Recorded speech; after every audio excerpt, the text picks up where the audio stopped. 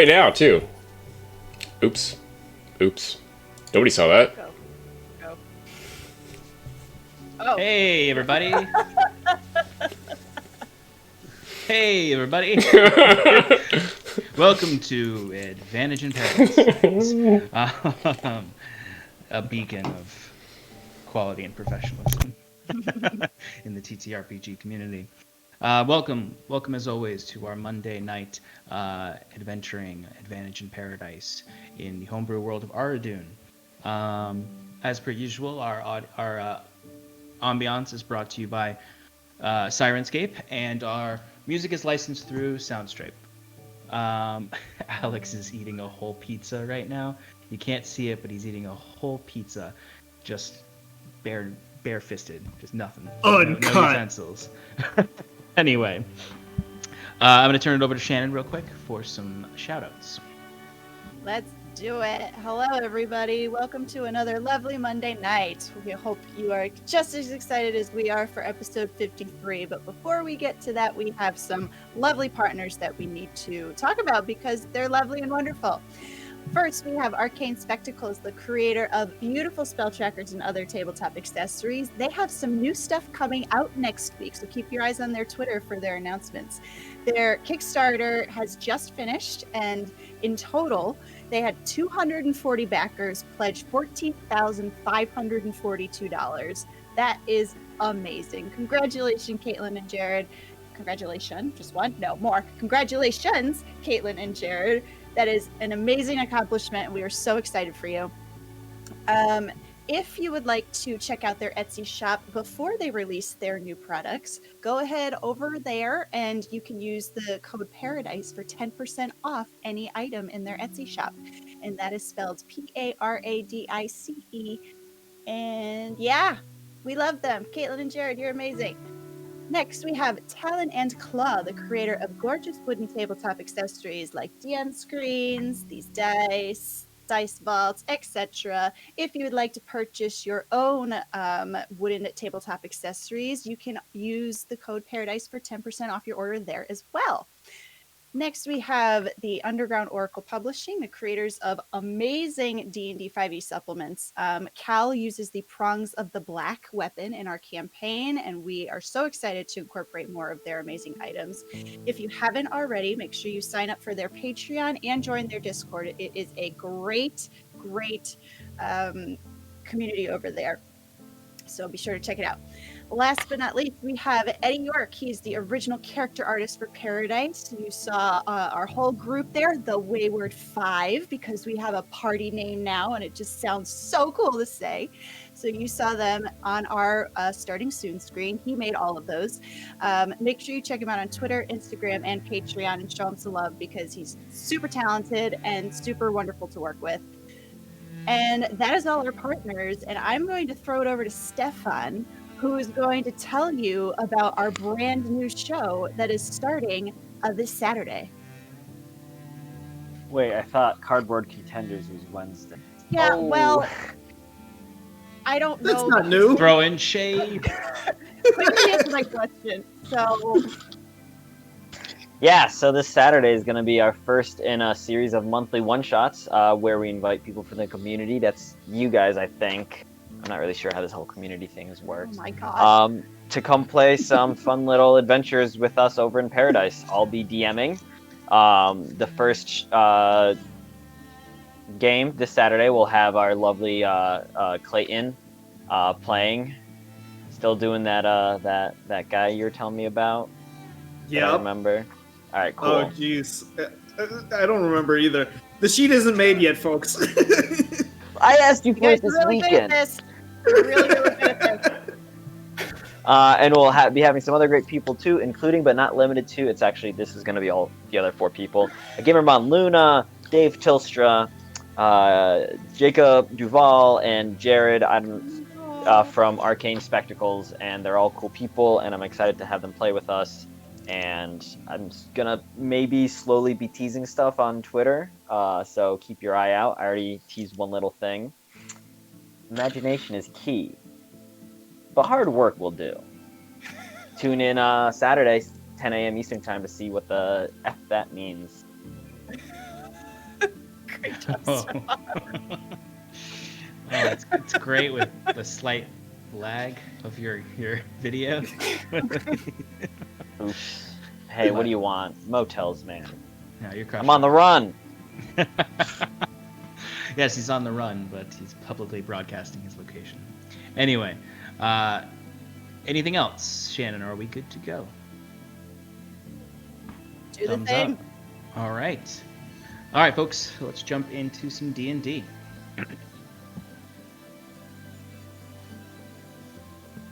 Last time on the adventures of the Wayward Five. We walked around, That. and I think I went to the bathroom.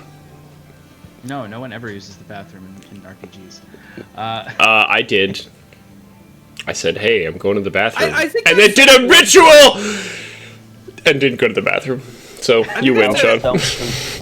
I would like to say that at least at one point I said I perform my morning ablutions, which you should understand means that's All part right, of the entire Wayward Five, Cal is the only one who's done. And it was Elves maybe don't poop. twice. Elves don't poop. Yes, everyone knows elves don't poop. Welcome to Advantage in Paradise. Elves don't poop. No. Thanks for rolling with that. Last we met, the Wayward Five, as they are called now, thanks to the creativity of Scarlet, awoke on the 5th day of their rest in the Wayward home for Fae. Fully recovered, our heroes needed to face some difficult conversations. It began with a heartfelt apology from Scarlet for risking the safety of the party back in Oranshire by running off after Thatcher, alone with only Wiswick on her trail. This effort led to nothing but woe for Scarlet and forced the hand of the party. She promised to be less hot-headed and to think of the good of the party. This led to a clarifying moment. What shall you do next now that the chapter has been closed on Rhys and Reyna, although in very different ways? This was a perfect opportunity for Curon to speak up. Shambling up with his notes cascading down around him, he shared his findings. Thatcher and the Highland Syndicate facility are in some way connected to the mysterious organization or cult of the Pallid Mask, somehow connected to these geists or strangers in yellow that you've encountered. And the Syndicate is connected to larger happenings within the Quintarchy and perhaps all of Gwenvalier. The researcher in the facility at Taramran that was destroyed not just a week ago was named Killian Fox. He worked for a man named Edmund Hollingsworth. His work involved reverse engineering Gwyn technology to create a lay sanctum. But this work was quickly overcome with Thatcher's desires to know more about astrally gifted humanoids, and particularly their ability to persevere against the pallid mask he wielded against them. Curon believes from these notes that you have two leads. A second sanctum mentioned in the notes to the southwest in the mountains, which Timber provided further detail on, and Hollingsworth. The party decided to pursue Hollingsworth vis-a-vis information about who Killian Fox is. The notes hint that he was a former academic in the University of Caerdolan, the capital of not only Oxlin, but the entire Quintarchy. And that, you decided, is your destination.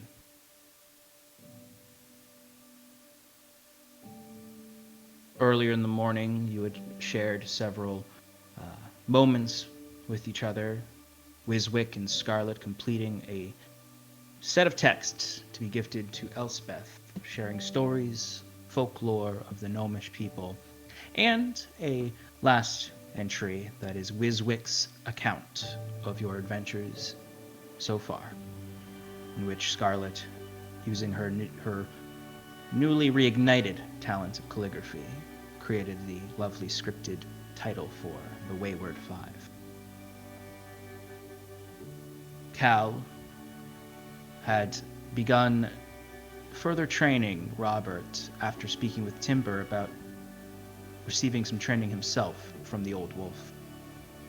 In the process of observing Robert, he witnessed Embla giving him further instruction, correcting his stances. With a little bit of prying, Embla revealed that her mother was both a gifted wielder of the blade, but also a gifted smith who had crafted the beautiful weapon that she held. Though she was still a bit injured, they promised they would spar soon on the road. Having completed this beautiful calligraphy, she shared it with the party at the end of this conversation, a ribbon on this chapter of your adventures, and a new title to move forward with. You said your loving goodbyes to the wayward home for Faye, to Elspeth, the forest gnome, who bawled her eyes out like a mother seeing her children off, to Taramran, who nodded with the stoicism of a village elder and noted to Wiswick that if you were to need their help, to let him know. And of course, to the myriad of fey folk and beasts, particularly the prank of pseudo-dragons that danced around and tackled Wiswick nearly off Jasper. The journey south was not without its perils.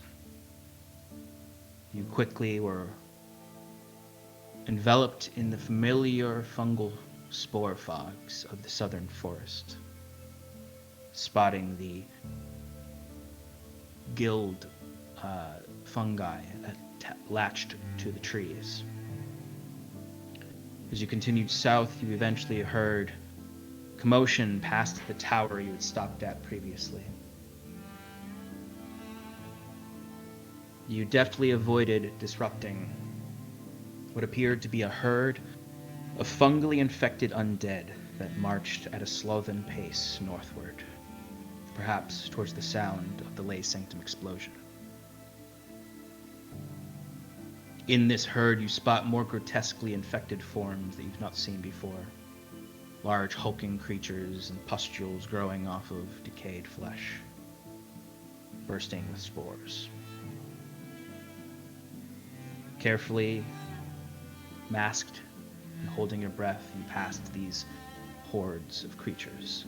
And beyond them, you discovered the remnants of the Zveral resistance camps, as you had circumnavigated them further west, which took you further than you intended.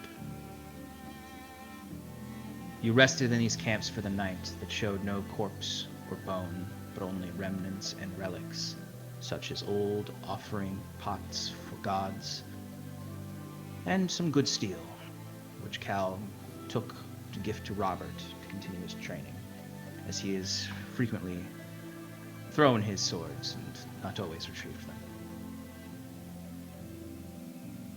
them.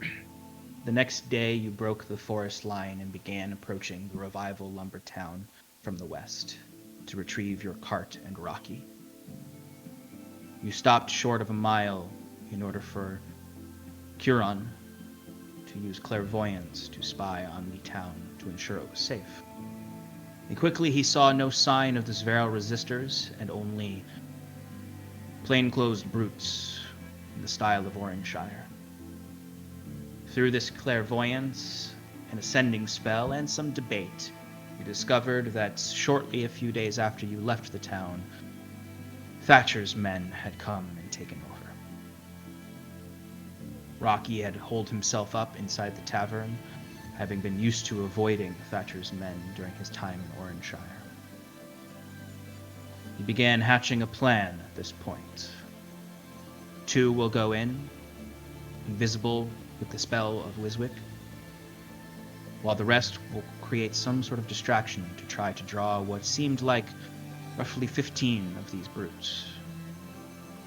Try to pull them off of the main square of the camp in order for our invisible comrades and Rocky to get the carts out and on the road north to enter the forest line to flee, to eventually find a ford that Elspeth told you about to cross over the river to the east, which would bring you into the lands of Oxlin and away from this gray and bitter land of Sverwold.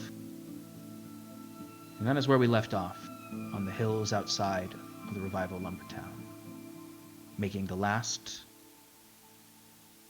modifications to your plan. Does anyone need to go over the plan again? Or are we all clear? No, I would like to go over it one more time, please. So I don't think we settled on what type of distraction that we were going to do. I was attempting to delegate that, but sure.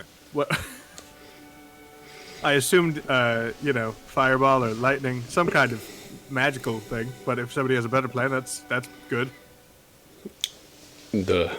Who's going inside? Well, Scarlet for sure, and Timber, if you want to do it, you're probably sneakier than I, but I could do it as well.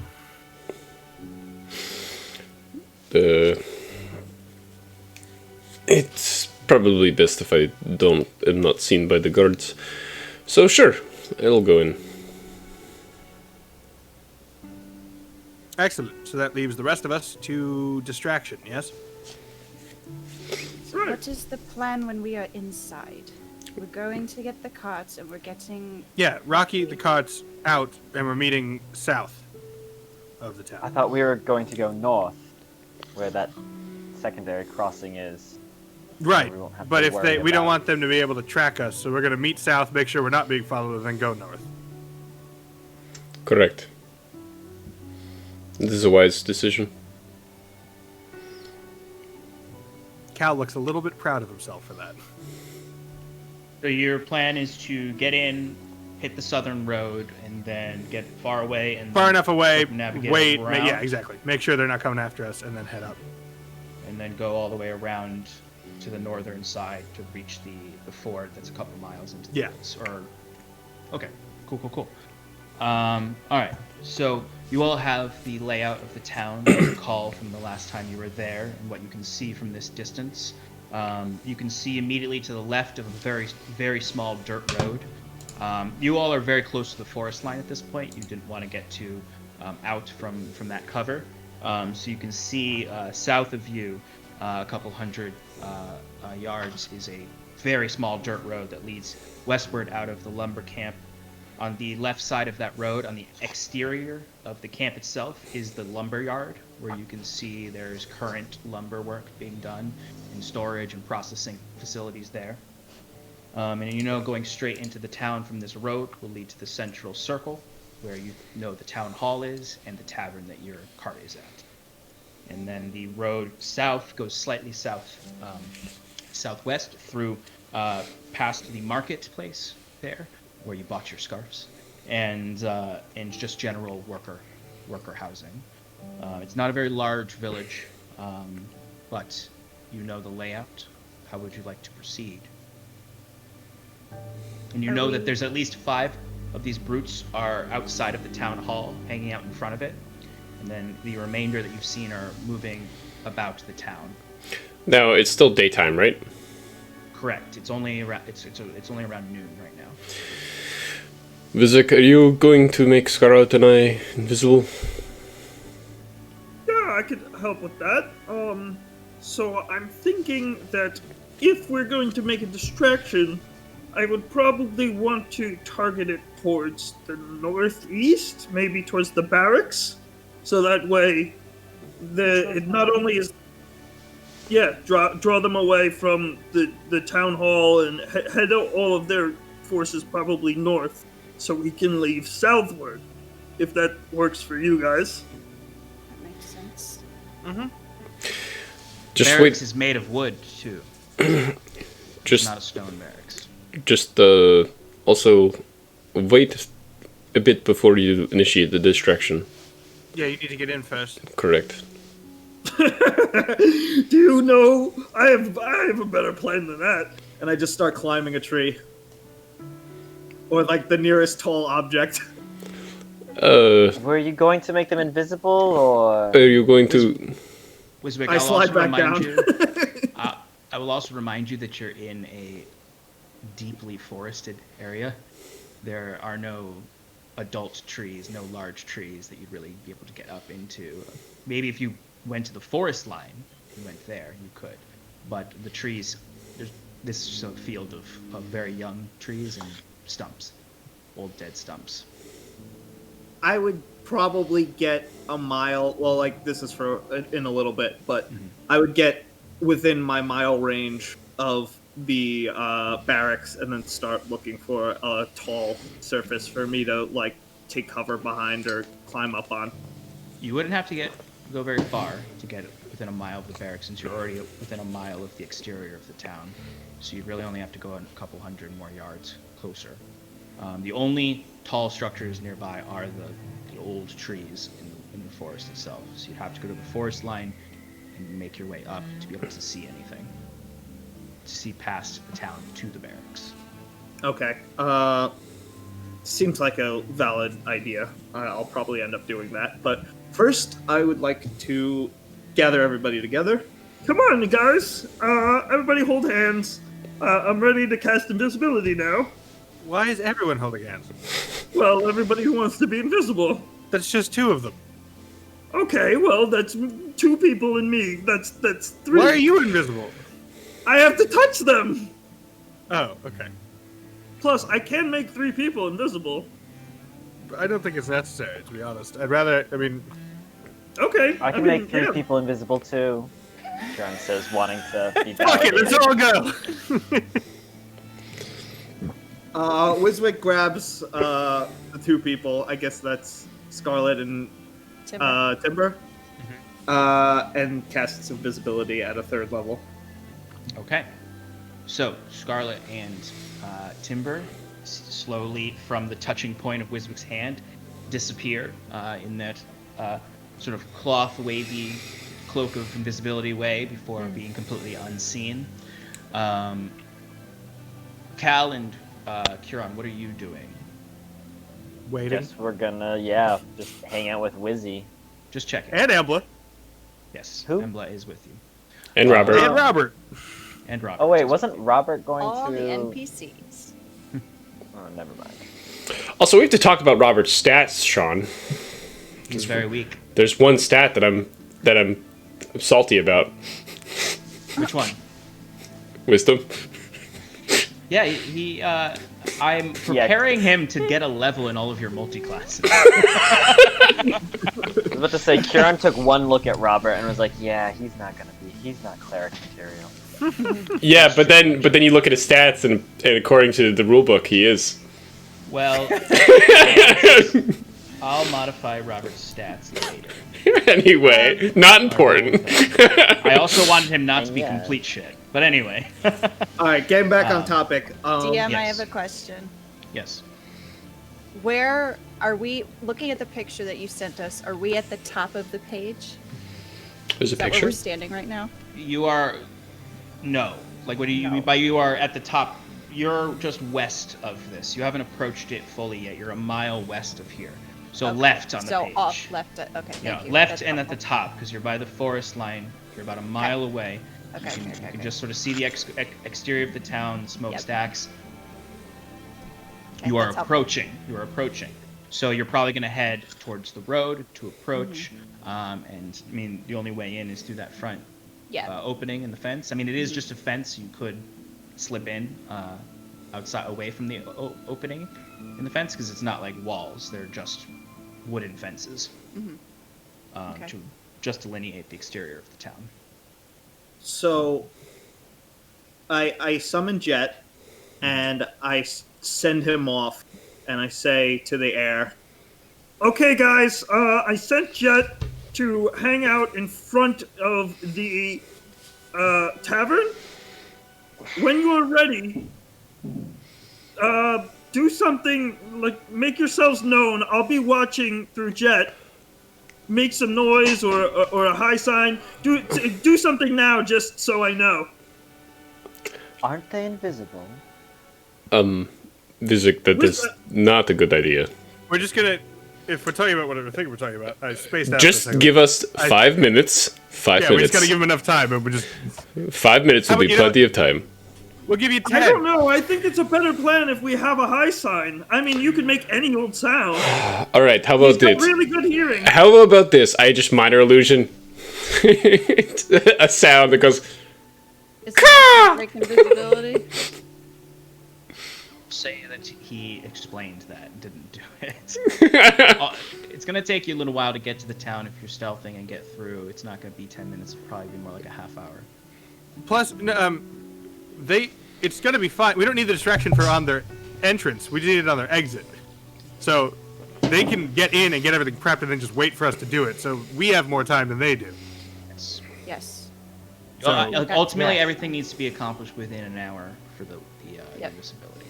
so 48 minutes from when it's already been cast. So 48 minutes from now. We should probably get going so we don't run out. Let's go. All right. Let's do it. Wiswick rushes over to the tree line and Okay. beckons everybody with him. Stefan, did you just raise your hand? Your video glitched, so it looked like you did it really, really fast. And now he's permanently It was like- stuck up. Huron's just... I was just waving goodbye to our friends as they went on their quest. All right, so Robert, Embla, Cal, and Huron, I imagine you are just trying to stay out of sight and head towards the south road to meet up with them. Yep. And Wisvik is heading northward towards the tree line within a mile of the barracks and trying to ascend one of these trees to see it. I think we'd stay with him. Yeah, there's no reason to meet them at the south. We wouldn't road. split up. We would stay with Wiswick and then move south with him when he's done. Okay. Excellent. So you are all staying with Wiswick. Excellent. So you all start to head north. Timber and Scarlet start to head down the hill towards the road to head into the town. Scarlet and Timber,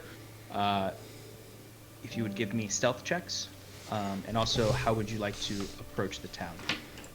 Stealthily. I mean, are you just trying to walk straight through the entrance? Are you trying to sneak around to one of the fences? I think we just go it's- straight through knowing we're invisible. Okay. Ooh, okay. Nice. Got a natural 18. I got a natural 17, so 27. 25. Maybe. These guards have true sight. No. Ah,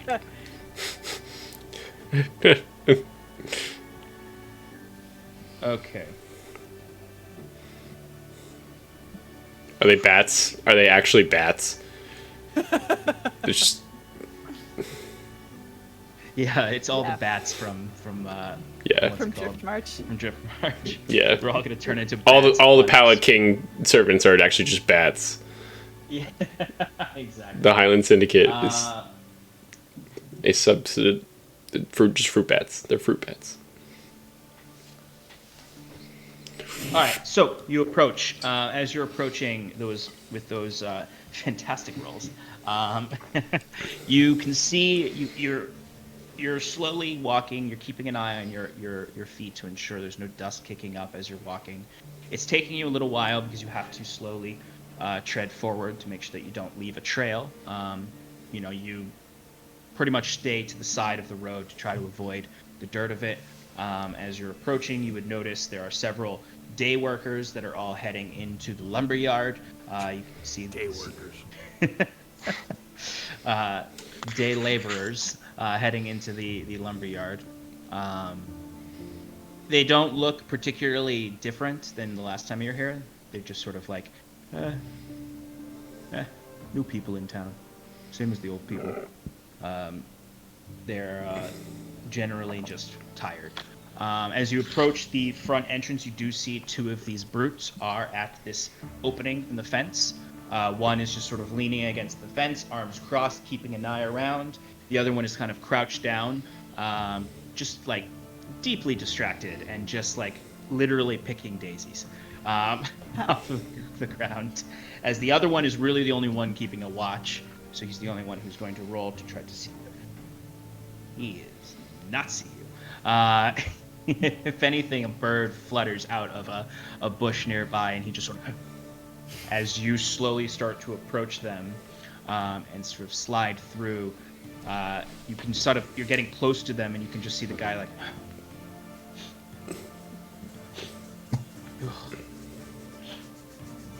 Smells like shit out here. As you pass by, leaving them behind, it always smells like shit around here. You head in. I thought you were going to bring up the unnoticed. fact that nobody's taken a shower in a long Yeah, time. that's what I thought you were going with that. That is what I was bringing up. They just didn't see you, so they couldn't say, it's clearly those hobos that just came out of the woods. It's very much so, because you all smell terrible right now. Wow. But luckily, it's the countryside, and it kind of always smells like shit. But anyway, Curon's the only one who doesn't smell, because I figure he regularly cleans himself. Right. Well, I was just gonna say that people were used to the smell of BO and shit for so long that they would have not said anything about it. Sure. Not in Sean's world necessarily. That's Stefan, true. Do people use deodorant in Gwenvalir? No. or at least are they frequent bathers? Well, they bathe somewhat, but whatever. You move on. Is this the past opening them. of Monty Python's Holy Grail? You move on through them, and the town is largely, most of the folks are off into the lumber yard. Those who are not working the day shift or the earlier shift are resting. You can start heading towards the center of the town at this point. If you want to give me other stealth checks, and if you'd also like to give me perception checks.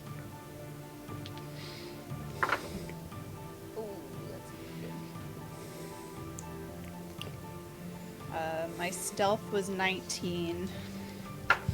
My perception was 22. Okay. Timber. Perception is 21. And my stealth is 19. Ooh, we matched. Wow. Wow. Wow. Wow. Wow. Wow. Wow. Wow. Roller in rare form today. Rare. Are you embarrassed, Sean? Are we embarrassing you? A little bit.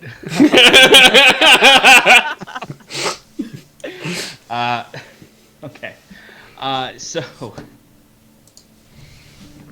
Well, you look forward, and to your left are those sort of roughly built wooden dwellings.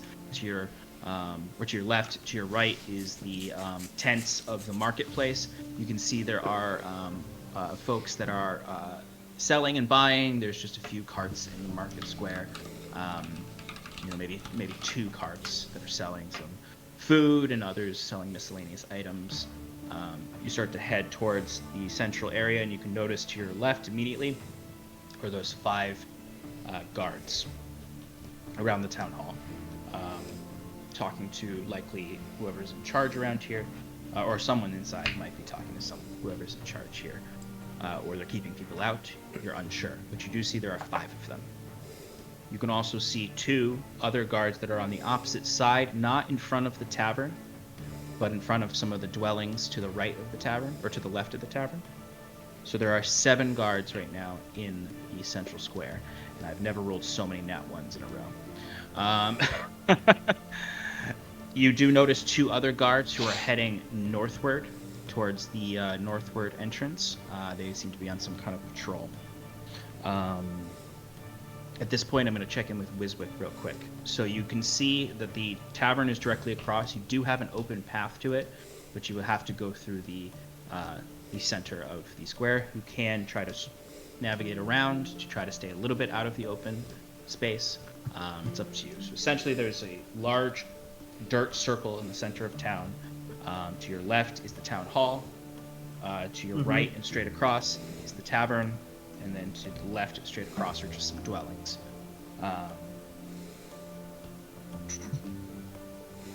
Wiswick. Right. Go ahead. So yeah, I think I would try and imagine I would find a spot that's closest to that north entrance of like I want to be able to see the north entrance from my current location at the at the tree line, Okay. and I want to like still being decently far away from the north entrance, as far away as possible because I want to make use of my range, and I want to start climbing a tree. Okay. Give me a stealth check to get that close. Unless you want to just go really deep into the woods to move Well, along. yeah. How close are we talking here? Like, Well, I mean, how close do I need to be? I mean, you could be outside of the town entirely and climb a tree and be able to see the barracks. You don't have to be right up on it. Like Right, if you climbed a tree that's like, you know, maybe 60 feet from the lumber yard, and we're at the top of the forest line and could look down, you could see to the barracks and you'd see the whole town pretty much. It's not a very large town. Yeah, I don't want to go close enough that I would have to make a stealth check. Okay. Like, I would want to try and find something that's out of the way, but still can see the barracks. Okay, I figured as much. So as long as you stay within the trees and a decent distance from the lumber yard, but not you can climb a tree and be able to see the whole town. Essentially, the trees are tall enough. If you get to the top, you could see pretty much the whole thing.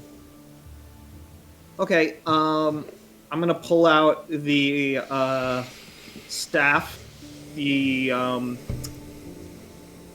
Immovable rod. yeah, the immovable rod, just as a support in case like there's no branch that I need to reach up to. I'm a small guy. I need all the help I can get. Okay. I was just gonna throw you.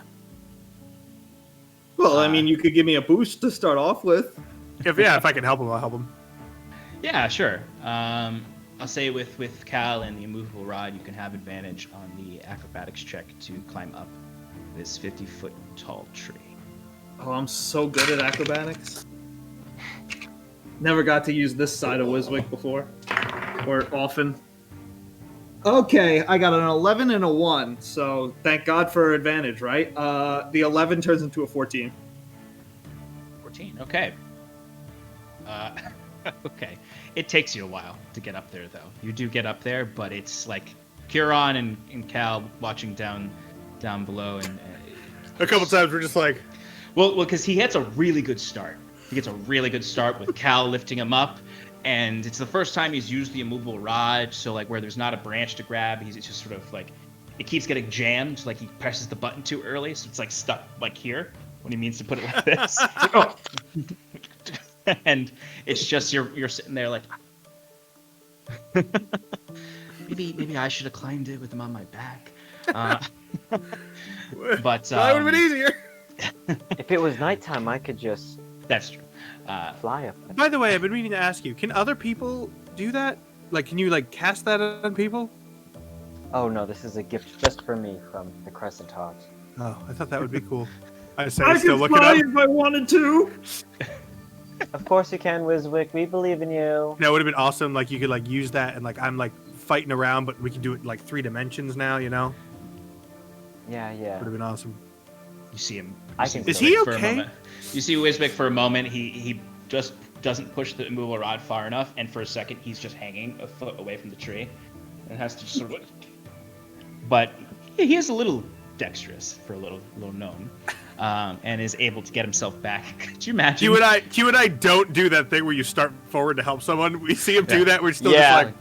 just like, Well, because you kind of know No. he's fine. because he's only Like, 12 feet up at that point. So we're like, But could you He has imagine feather if fall. could you imagine if somehow the immovable rod got like stuck just like 4 feet away from the tree and you let go of it? You'd have to be like, how are we gonna get that now? great. Now I got to climb up and jump to a tiny little rod. But it takes you a little while, Wiswick, but you are able to get up there. I'll say it takes maybe, it really doesn't take a super long time, but probably walking over there, finding the right location, and climbing up all together probably takes you about 15 minutes. All right, and once I have a good vantage point, I'm going to take over Jet's eyeballs. Excellent. All right, and where are you sending Jet to hang out? Jet was commanded to hang out on the roof of the tavern towards the entrance and just keep an ear out. And from that point, I mean, he was probably just waiting at the top of the roof until I started using him, and from there I could take it wherever it needs to be. So I'd most likely, if I don't see anything of interest right off the bat, I'd be looking for the guards that we would want to distract, essentially, and just have him positioned somewhere where we can notice when the job's done. I would, so he'll have to fly back so that until he's within range to alert you. Because he's a little too far away. The town hall, at least, is a little too far away. If that's the case, then I imagine I would probably send him with some sort of command, when guards start running, come back to me. Okay. Easy enough to do that. Yeah, because I would say from where you are, the barracks is probably half a mile away. Okay. So I'd say you get up into the tree at the same time that Scarlet and Timber enter into the, or are starting to enter into the central square circle. So Scarlet and Timber, how would you like to proceed? You can see, exactly like I said, 7 guards in there. They're mostly to the left side of the courtyard to you. 5 on one side, 2 on the other side. Let us go to the easier route and start leading towards the 2 on the other side. Or past try to those. follow behind where I think he is, because I can't see you. Yeah. You just listen to the sound of my voice. That looks great for stealth. No, I do a little I try to feel out where she is and then grab her arm and pull her in the direction that going. Okay. As you get closer to these 2 guards, One of them has true sight. You're smiling. I don't like that. Yeah, stop. it's not bad smiling. There's a Get trap. a clear image of them, and one of them is Reese and Reyna, and they're going to very tall, very broad shoulders, very large, and then you see the other one is actually quite small, slight hunch to her back. She's older. As you hear the larger man just go, "I don't think I like our new jobs. These guys are really scary. And well, it pays better than the damn barrow did. And you saw what they did to that creature."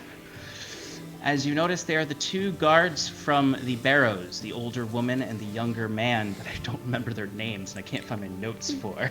I remember now. Oh my God, Meredith, I think was the girl. Meredith was the Meredith. old woman. Oh, Meredith, I wrote them down somewhere. I'll find it. Yeah. As they are just sort of, you can tell they were stationed across the circle because they're just not very useful, and these 5 guards are just sort of, you can actually see them kind of snickering at them from across the circle. As they are, you see the larger man is just sort of looking around, kind of scratching his head, more so watching the clouds in the sky, while Meredith seems to actually be doing her job and keeping an eye out. I forgot to ask you to roll stealth. Nope.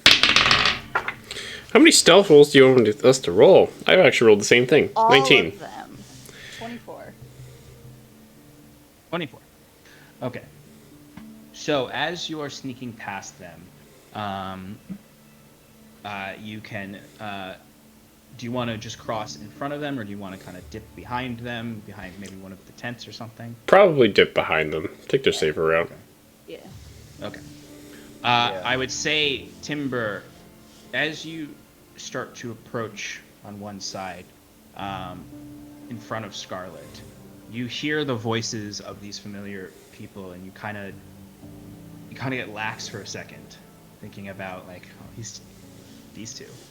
Yeah. Doesn't worry about these two. And Did this you before. You don't really pay much attention to your feet, and you leave a few footsteps in the dirt behind you. That Scarlet, you looking back, immediately notice Meredith go. What's that? Shh. What do you want to do? Keep moving. Kill them. Yeah, and I'll look to see where those footprints were, and I will try and like, not where she's. Well, she's looking right at the footprints, isn't she? She's looking right at them. Fuck. Timbus, stop. Knock her out. Keep going. Keep going. No, stop. Well, She 'cause- starts to walk over. Well, like Timber's gonna keep moving, but if Scarlet points out the fact that he left footprints, he's gonna try to not leave footprints next time. And I would say you can do that. Okay. It's not going to require another stealth roll to correct your mistake. Scarlet, do you keep moving with him? Yeah, but I'll keep an eye on Meredith just in case she gets too close to where I think Timber is. So she starts walking forward, her back hunched, just sort of shifting up like one of the witches in Hocus Pocus, walking like this. Yes. She comes up to it and just she pokes the footprints with her cane. Just fucking invisible dog around here.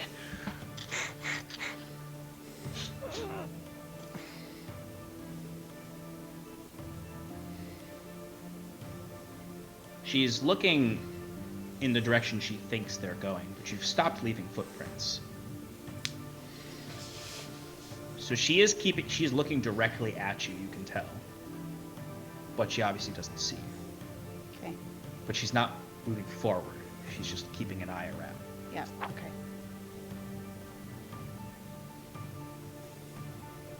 Do you just keep moving? Just keep. Yeah.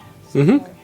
Well, Alright, so- we wait for her to stop looking in our direction, and then it's like red light, green light, and then It's continue moving. exactly Yeah. what it is. Green light. I will say, are you doing the thing in Skyrim where you find a safe spot and wait for the eye to go? Yeah, exactly. Yeah, you wait for the eye to go down, and then you go. So what you would notice at that point is she starts to walk across the courtyard towards the 5 other units. Okay. But she's not looking at you anymore. She is walking towards them. You looking at the tavern, you can see that it has that. You remember it doesn't really even have like a straight door entrance. It has a vestibule that leads to a door, so you can crawl into there and open the door carefully if you want, or you can try to head in through the stables on the left side of it. I think Not outside. Rocky's locked up in the room. Remember, he said, "I've been locked up in the room for the whole week." we would go to the stables so that we can get a good sight of where our horses or whatever our carriage and whatnot is. Get a good before going to him. You cross the front of the tavern, and you turn into the stables, which you remember just some rudimentary fencing with sort of makeshift overhang, providing some shade. As you can see inside here, leads to the back area, where you see all your horses grazing and eating, and you can see your cart and your wagon. They're both back there. They haven't been damaged. They haven't been looted. They're safe and sound, as they've been. Is there So anybody this- else in here? There is the stable hand who you met, and he's really honestly just happily feeding your horses. You hear from behind you some loud laughter from the brutes, who are all seem to be laughing at Meredith at this point.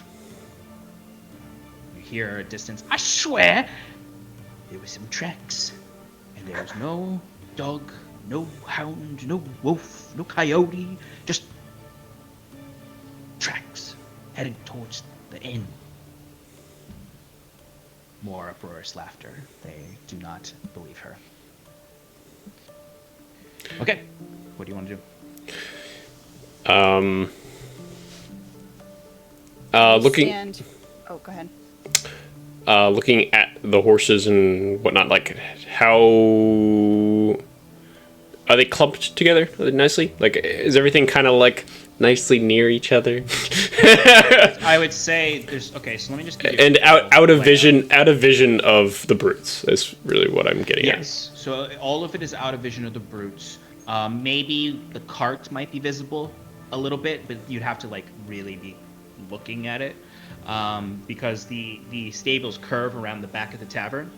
So you can see there's a back entrance to the tavern. There's a bunch of detritus around the back of the tavern. Some old barrels, broken down wood, just old forgotten things. It has just a very plain wooden fence around the back, tall enough to keep the horses from escaping. And there is actually a gate in the back that does open up to the back road behind the tavern.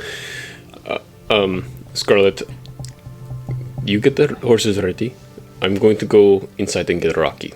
So start prepping the horses. You can talk to the stable hand. The horses do need to be saddled and prepped.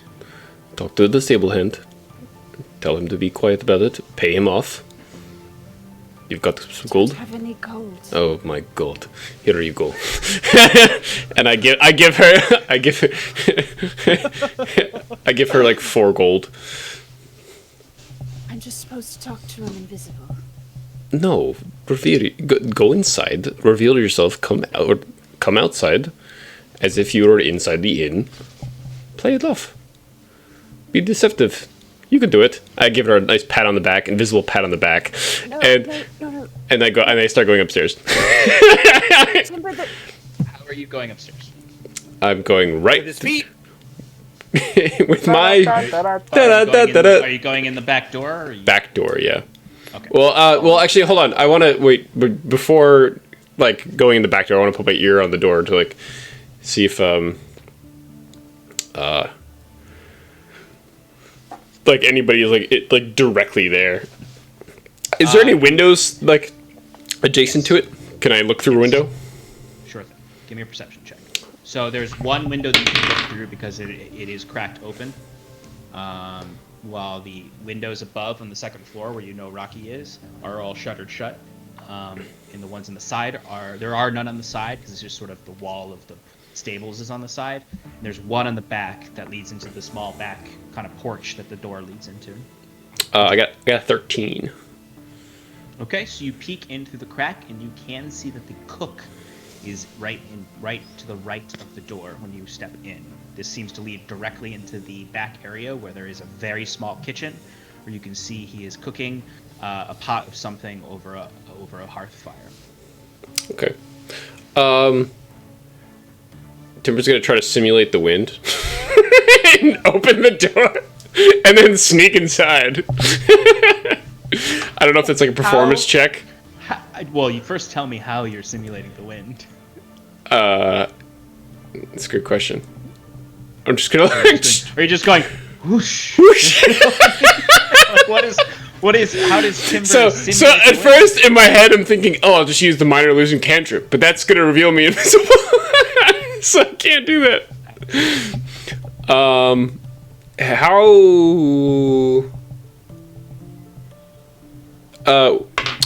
Is there any hiding spots from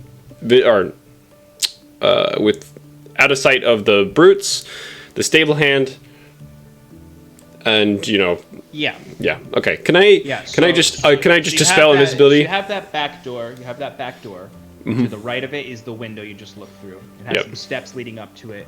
To the left of the back door is the rest of the wall and then the fence. And there's a shed there that you could hide in if you needed to. It would be out of sight of the stable hand, out of sight of the brutes. Especially if Scarlet starts talking to the stable hand, he will not be looking at the shed. Right now, he's turned away from it, feeding the horses. Okay, I'm gonna hide, reveal, be a humanoid, and then go to the back door as a to Okay, so where the cook you're is. hiding, and then are you casting Minor Illusion? No, I'm just gonna walk in at this point. Okay. Not a terrible plan, considering these are just folks. Right. Yeah. All right, so you're gonna hide. So first, you're gonna hide in there. Are you gonna wait for Scarlet to reveal herself to talk to the stable hand? No, Go no, inside? I'm just gonna go inside. Okay. All right. Give me a quick stealth check as you hide and then step out. That's a natural 18, so a 25. Oh yeah, Once stable again. hand does not notice you at all. He's just humming to himself, feeding the horses, enjoying it. He's developed a favorite, and it is Rocco, Rocco. who has been getting many apples. Wait, Rocco's. Rocco is not there.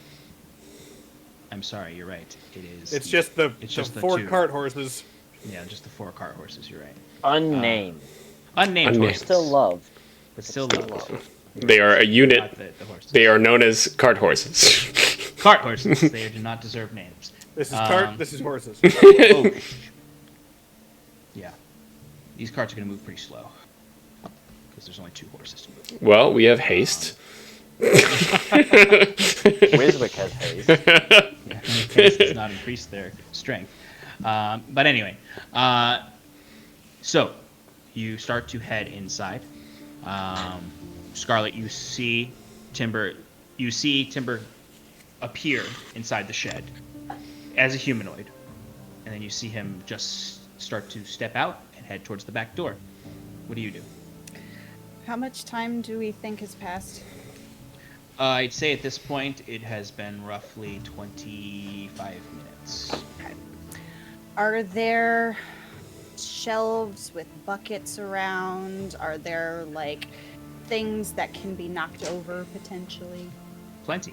Yeah, there's a lot of just outdoor tool like benches, work benches with pails for water, feed bags, all sorts of things. There's actually a few other horses that aren't yours there as well. If you wanted to be in a thieving mood. Scarlet does not want to reveal herself yet because these guards will recognize her.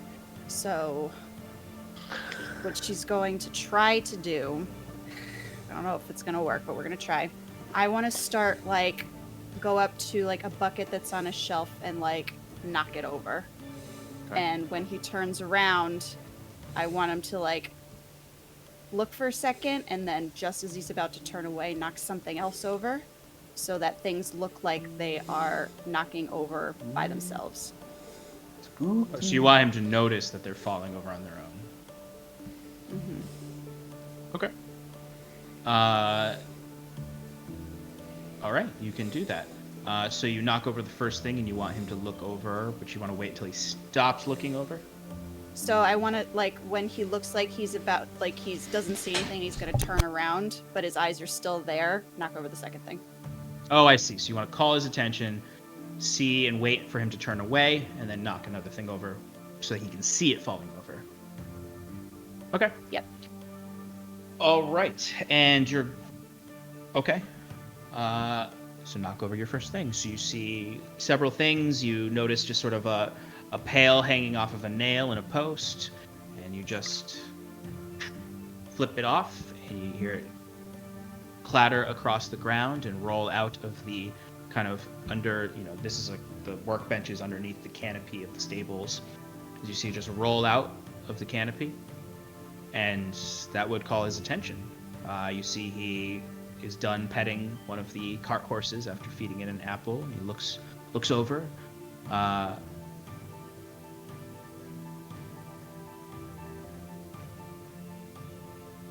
Is there, like, a pitchfork up against the wall somewhere? There absolutely can be. Knock that over. All right, and you want to make this apparent, right? I want him to see it fall over by itself. Okay. So, pitchfork falls over on its own, rattles against the ground, sort of falls to place, and he furrows his brow.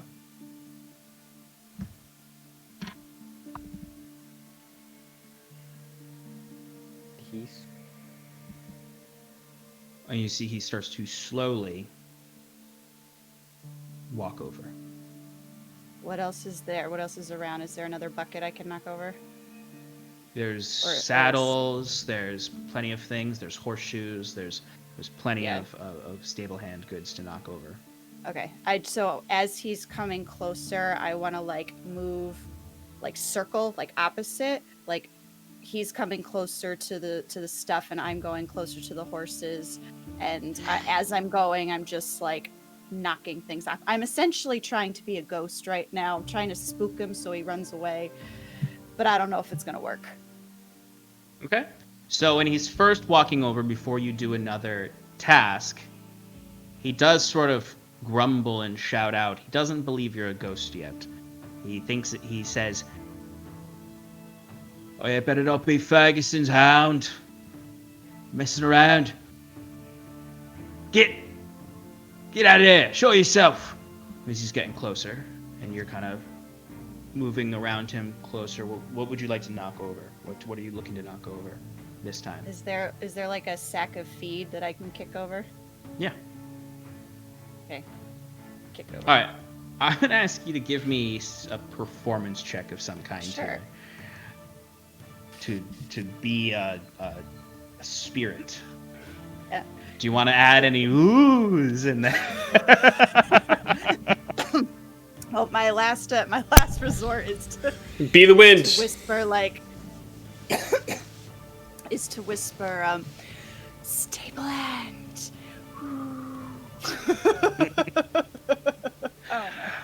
Scarlet. Oh, Why? not good. What is? I don't know. I thought it would be cool, but with that 2, I don't think it's that cool. So 4 total.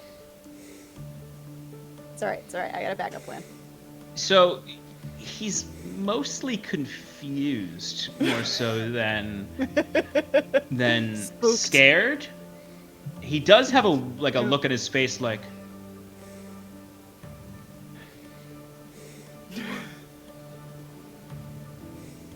is this not Ferguson's hound?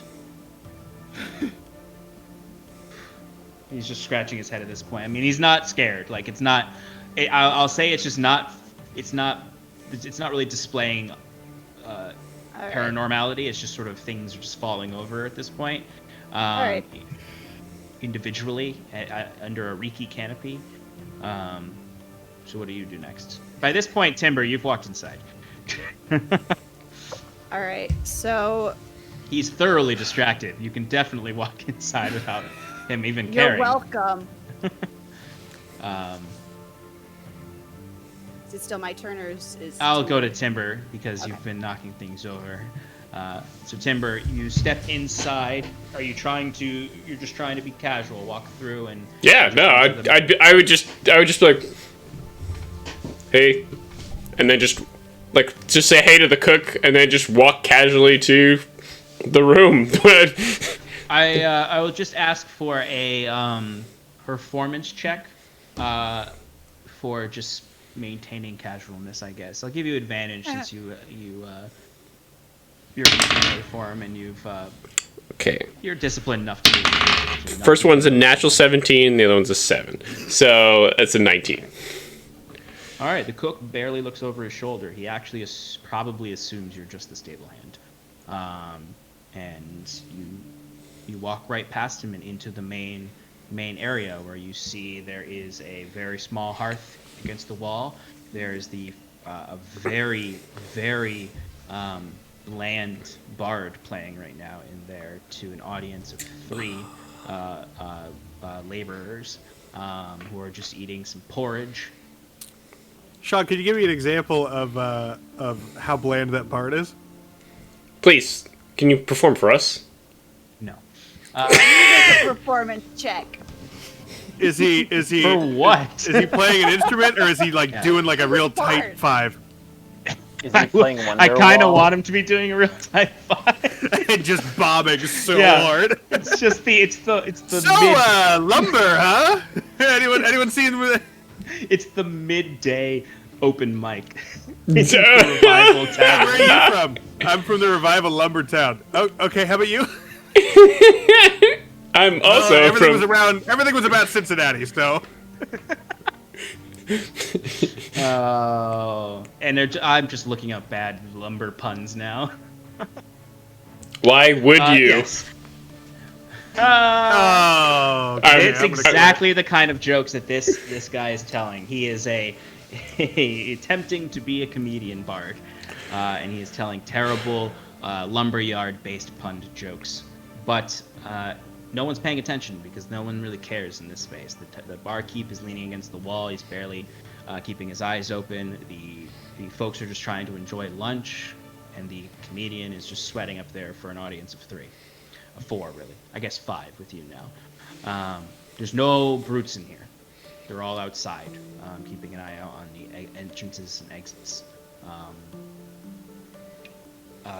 Scarlet, outside, you do notice,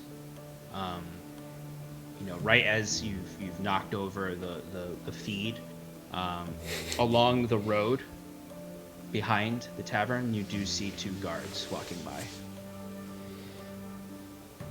They're about, I'd say, 100 feet away at this point. There is a dirt road behind this tavern, and dwellings all around it.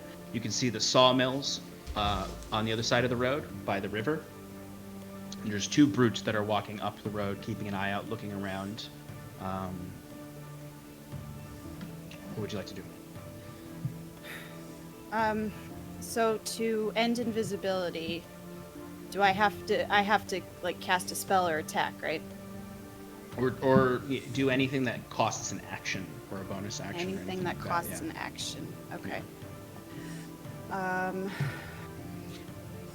Isn't one of her bonus actions hide?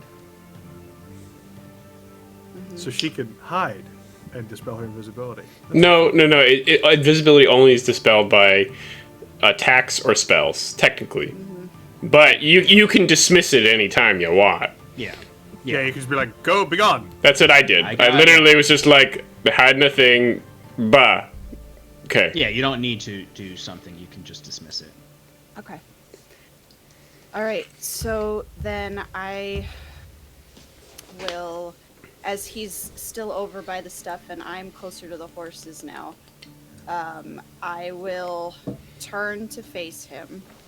And I'll, Timur, how much did you give me? Like 4 gold? Gave you 4 gold. Okay. Holding in my hand, did you give me a pouch or just coins? Just coins. Just coins. All right, so I'll just hold those in my hand. Take a very, very, very big deep breath. And then I will drop invisibility and I will say, don't make a sound. These are for you. I need to get the horses and the cart out.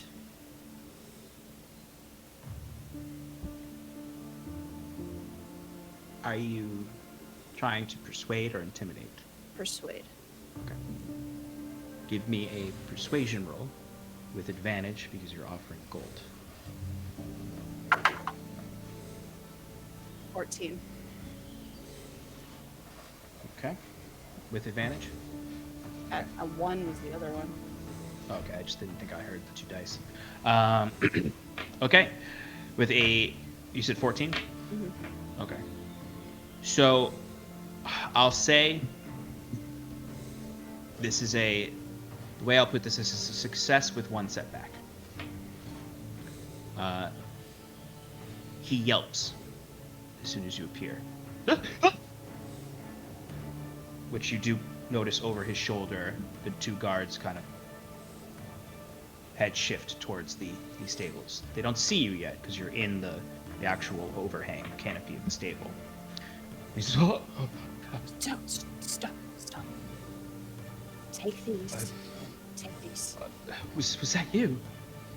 Yes, that was me. I- Just take these. Don't say anything. I was never here.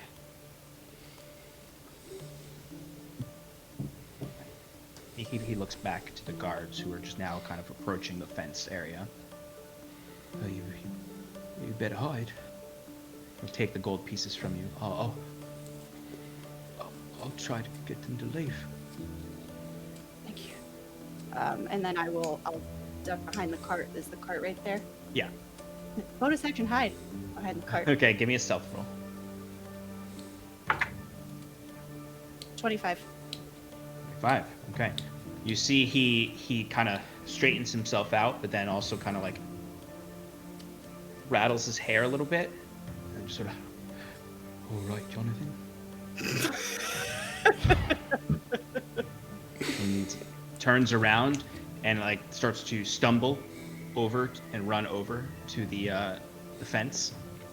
Just kind of stop at the fence and lean over it, and the two guards come up and you can barely hear them. It's like, what's going on over here?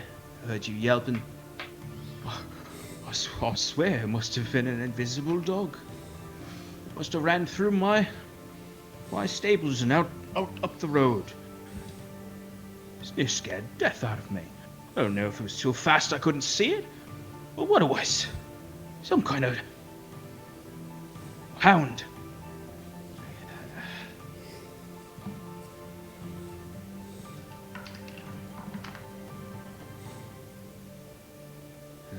And you can kind of hear some grumbling over there.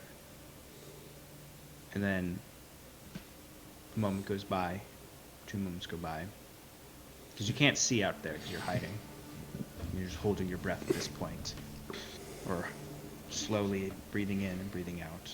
Knowing, while you might be able to kill these two guards, they could all be after you in an instant. You hear footsteps. A hand on my dagger. You hear the footsteps slowly seem to get a little closer, but along the fence line behind you now. But then you see the stable hand stumble from around the cart and look at you and goes, I think they bought it. Oh, I think I remember you. No, you don't. No, you don't. You don't Can know I- me. You've never seen me. I was not here. Why? Timber. Timber walks out Rocky and says, "Oh, hey!" No, what happened? What happens? I'm just kidding. Yeah. It's not difficult to walk upstairs. You knock on the door that you know Rocky was left in. You hear a familiar voice on the other side, but slightly altered in a way that's not very convincing. And he's just sort of like, hello? Who's that? Rocky, I know that's you. Come open the door. Ah, shite. He doesn't hear it. It's a shock that he's lived this whole week here Yeah, without being found. Rocky, the door. come on, we have to go. You've got the message. We need to go now. It's about time. Do you have your He things? goes with you. Oh, I've got everything packed and ready to go. Okay, alright. Did you get... You didn't leave here, did you? Come on, let's go. I stepped Timber says, taking a downstairs. deep whiff. I Yeah. stepped downstairs once, and I saw the guards. They were patrolling the back road, and I came right back up here. Instead, you decided to listen to this bard down here. Anyway, right. this You is see not Rocky- good quality. Rocky, out of one ear, pulls out some little bits of cotton. He's like, "Oh, well, it's been a week. You should hear this music. Let's go." Don't repeat it. Let's go. What about untreated lumber, huh? I was just providing. I don't have a punchline for that. I was waiting for one. Yeah. God, no. Yeah. That's what you. That's what we hear when we walk exactly by. What you hear when you Yeah, go down. no, I was the trying stairs, to be yeah. a bit. Yes, comedian, yes, sorry. yes, he was. Okay. But yeah, exactly what you hear when you get down there is just exactly Tim Rohn on the stage going sort of untreated lumber as you pass by. Yes, no. Thought you'd all have an opinion on that. And you continue to act casual. Give me another performance check.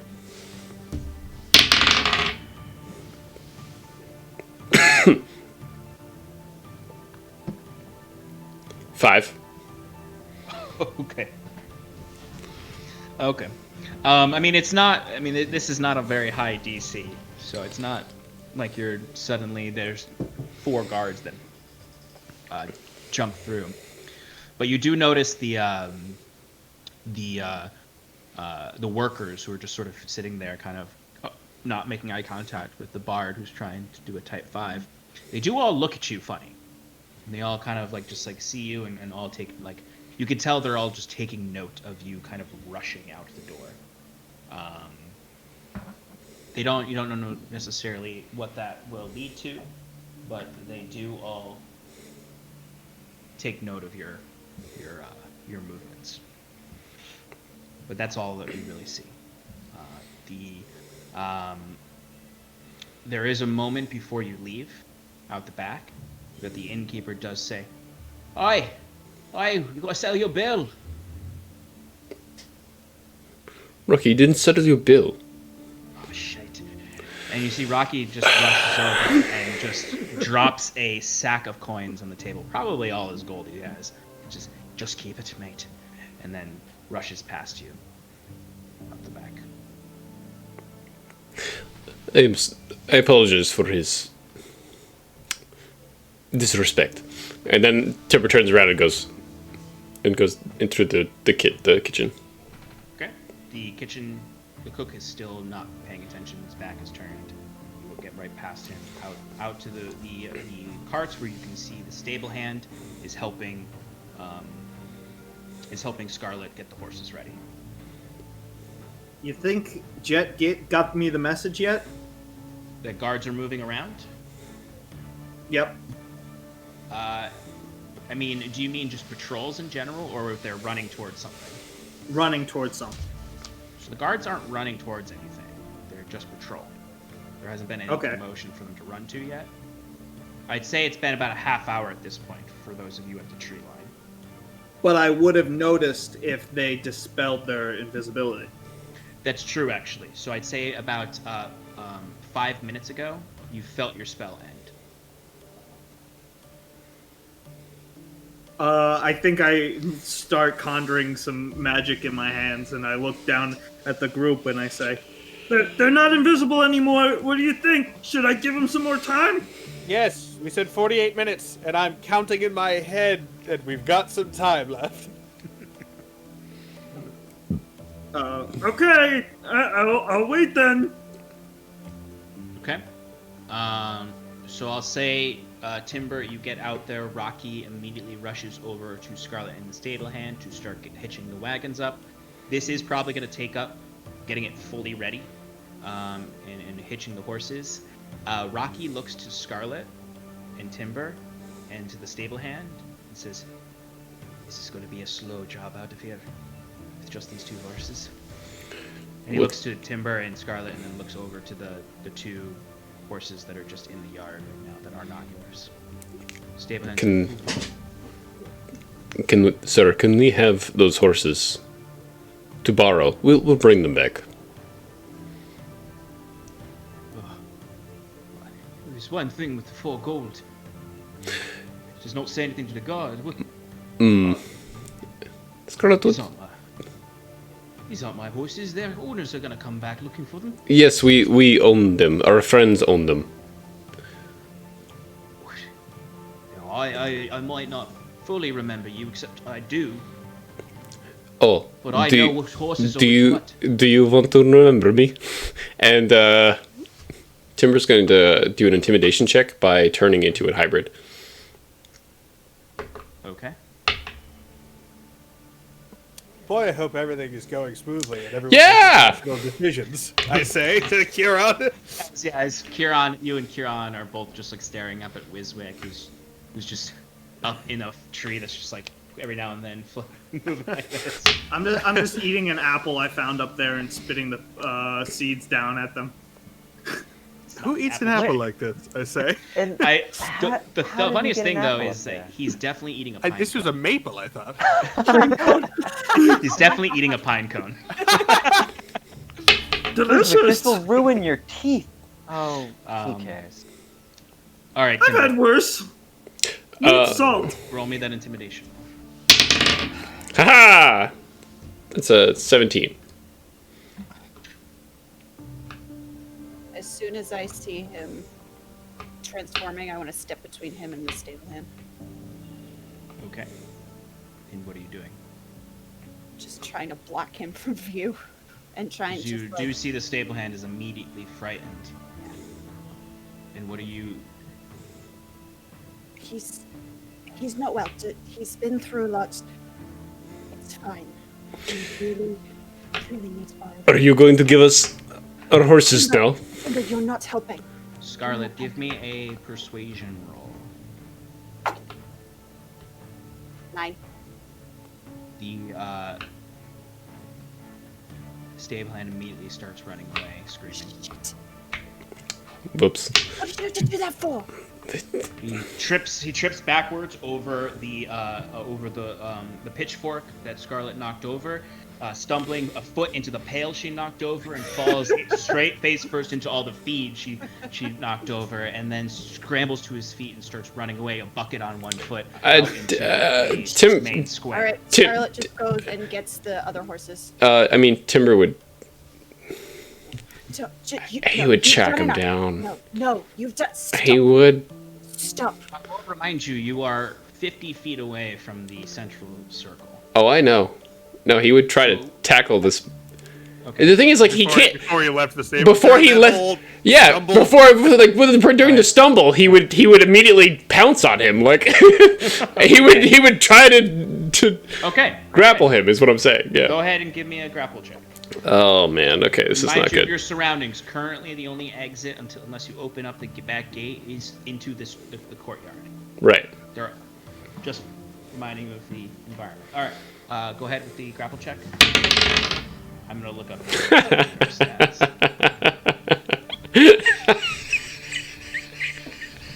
You got a natural 20, didn't you?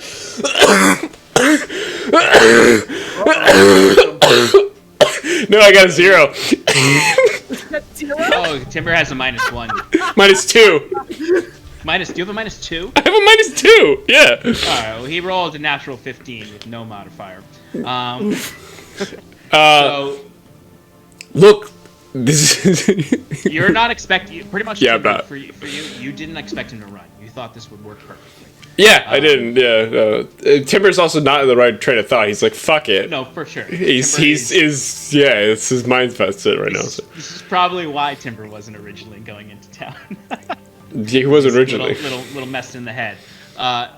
You attempt to grapple him. You jump forward. You're leaping. You just scratch at the back of one of his calves, cutting into his skin a little bit, causing him to scream out more and start to run faster, limping into the central square. Scarlet, the horses are your horses are hitched. Rocky is already running over to the other two horses. He shouts to you, "Open this fucking back gate. We got to get out of here now. Get your fucking hound into the cart." I will open that fucking back gate. I look over and Timber's like, "Oh, I fucked up." Yeah, Scarlet is pissed. I will. Pissed. After everything you were mad at her for. Timber, what are you doing while they're scrambling to get everything ready? Timber is looking at the guy running away and deciding what to do. He's Timber? Yeah, you guys are all like in a very, you're all within the what is really like a 30 by 20 rectangular backyard area with a small stable overhead canopy that you're all underneath. I want to yell at him or hiss at him. Get back here now! Timber doesn't listen to her. Timber casts Pass Without a Trace, first of all. It'll come in handy later. And then he turns into a wolf. There's that invisible hound. Okay. And what are you doing now? So Scarlet, you're getting the gate open, which doesn't take too long. You unhitch it, you pull each door open. It's a pretty wide gate, so it's meant to fit carts out. Rocky is pulling the horses over to hitch them to the carts to give them a little bit more speed. He's going to pretend chase after the stable hand. Okay. So run out into the circle. Yeah. And if the guards start nearing him, he's going to divert towards the north, or away from a direction from where our party is. Away from your head. Be as another distraction to say. Okay. All right. So I would say you get out into the courtyard. You as a wolf, you're very fast. You get out there about 10 feet behind the guy who's sort of stumbling into the center, shouting. You hear one of the guards across the way go, "Fuck, she was right. Fucking old hag." All right, boys.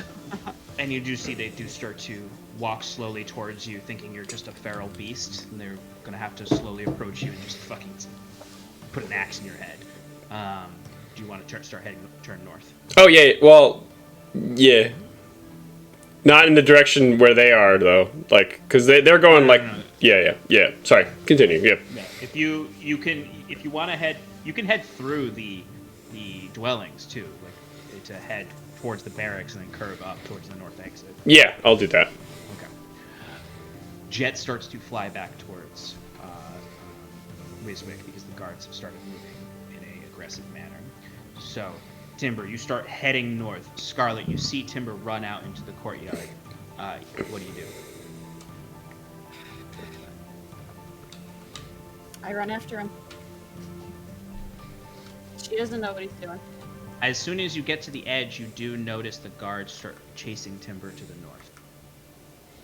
And she turns around. Yeah, it's super like, it's not like Timber was waiting at the edge. Like, while you were getting things ready and you saw him run out, he didn't stop moving. He just started heading north as soon as the guards started heading towards him. Okay. So does Raki have the horses up at this point? Can I go help him finish it up? You can help him finish it up, which will definitely speed it up. It's going to Yeah. take at least 5 minutes for the horses to get all set and ready. Yeah, I want to help. All right, so you start heading north, Timber. I'd say you get past the dwellings and you're in front of the old barracks. Wiswick, this is when Jet alerts you that the guards are running.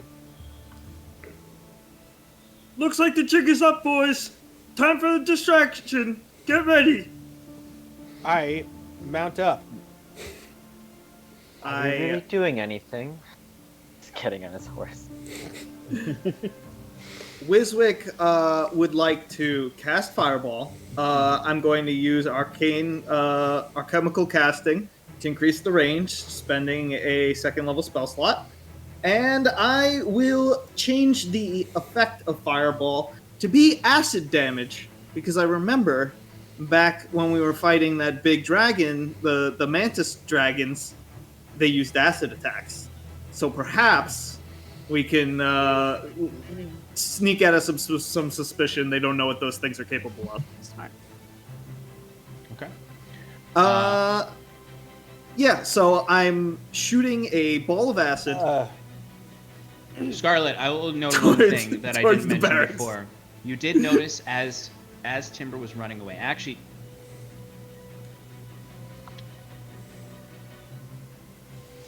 can you just give me a quick stealth check with disadvantage? Disadvantage? Yes. Oh. 12. 2 Okay. plus 10. Scarlet, you see you saw Timber rushing forward you see all 5 of those guards go running after him. You do see Meredith and the young man shuffling across after him. The last thing you notice before you turn around is a individual stepping out of the town hall, who must have been inside doing something. You see a tall, slender dragonborn with green, a deep forest green scales, with plumes of orange feathers coming off of the back of his head, down his spine, with these very piercing violet eyes that you can see from across the way, wearing a long coat with fur around the collar, all black, with these wrappings up his arms that you can see, and you can just see the green claws at the end. a long slithering tail coming out from underneath the long coat, the back of the long coat. And as you're backing up away to go back to Rocky, he looks directly at you. All right. Do I recognize him? No.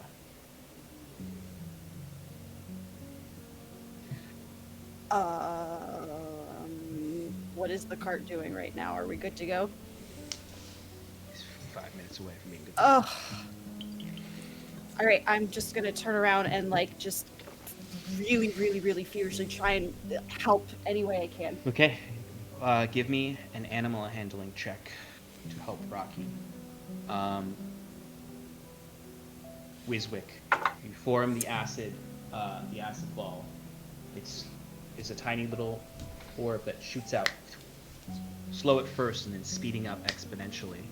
Timber, you stop and turn to see where the guards are coming after you in front of the barracks. And as you start to dart north, as soon as you know they see you, so that they keep chasing you, you just see this little ball of green light shoot past you.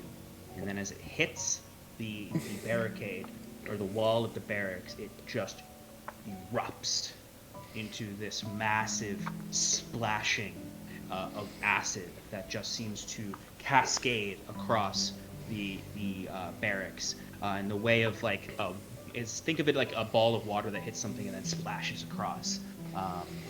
As you immediately start hearing this sizzling noise, as in little small places you see these little green flames just sort of just shoot up temporarily across this acid that's eating away a massive chunk of this wooden barracks. Like it's taking down a whole wall of it and burning through the rooftop, and you can hear like wood giving way as the guards start rushing forward, and they're terribly confused as they see you running off to the north.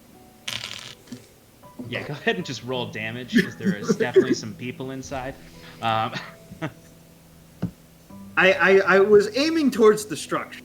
I know that means I know. I know I'm not going to avoid casualties, but I'll just settle your conscience now. Although right. Wiswick doesn't know this, they're not citizens. They're more brutes that are inside. Good to know. 25 acid damage. Okay. Timber, you do hear behind you some screams of pain as this acid begins to burn the flesh of some of the people inside. As you hear collapsing Constitution saving throws. I did it. And they did not roll well. Scarlet, you would have heard in the northeast of here the splashing of the acid as it hits, because it did have a pretty big impact sound when it hit. Curon and Cal, you are starting to ride south to the southern line. Or are you waiting? Well, as soon as Wiswick's down, we're moving. Okay. And you're heading towards the southern road, right, to meet them? Yeah, we're gonna go around, preferably within, so we can keep an eye on them. If there's like a defilade or something, that we could stay in and not get seen, or at least make it harder to see us.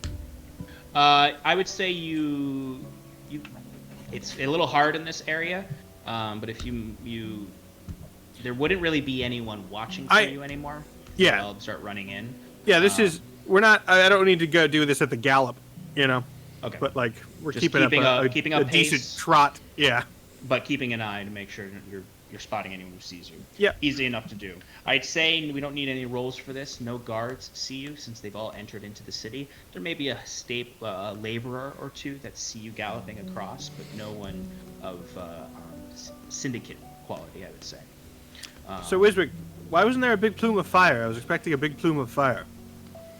I mixed it up, I like to do new things every once in a while. Okay. Did you really want a fire? I shot acid instead. Jesus, were there people in there? Maybe. If they were, they weren't any good. What the? I mean, fire or acid. Those people were not going to get out of there alive. No, if he just lit the roof on fire, they'd be able to get out. I aimed for the roof. Well, that's good. Did it? Never mind. Okay. So, inside. More critical is I kind of wanted a big visual plume that a lot of people would flock to. Not just general confusion, Scarlet, what was your animal handling check? 9. You are fumbling with these reins. It is not speeding things up. If anything, it is slowing things down. As Rocky is like slaps your hand away and says, "Let me do it. Just get ready. Get on the cart. You're gonna have to drive one of these." All right. There's 2 of them. Yeah, there's your cart or your wagon and Rocky's cart. Right. Okay. All right. I will try and go onto our wagon. Rocky looks at you and says, "Your wagon's all set. Get going. I'll be right behind you." Right. I go.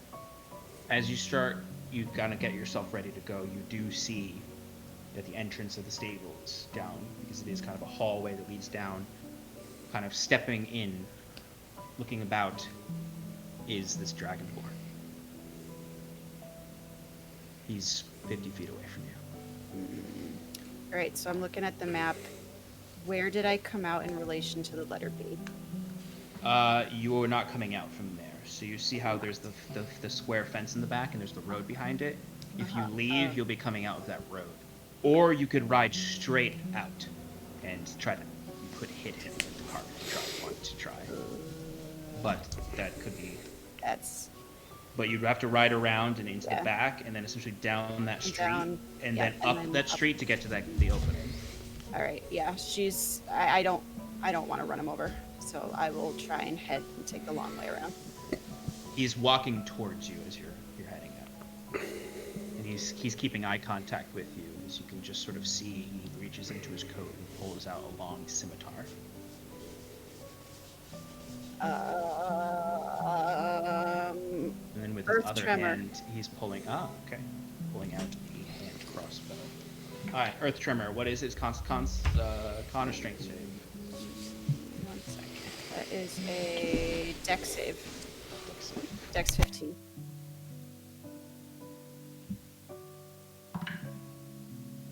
Okay. Dex save. He fails. With a 6. Okay. So he's going to take 1d6. Okay. 4 points of bludgeoning damage and is knocked prone. Okay. So he is prone now. And you see as you do this, he starts to the ground starts to shake, and then you see a few splits in the earth. You see several things falling off of the shelves all around. As you see, he does kind of, as he's falling prone, tries to get a hand crossbow bolt off at you. But I'll give him disadvantage because he's fallen over. And good thing for the disadvantage because that's a natural 1. As you see, the crossbow bolt just sort of flies wicked wide as you see him just fall to the ground. He starts to slowly get himself up. You whip the reins. Mm-hmm.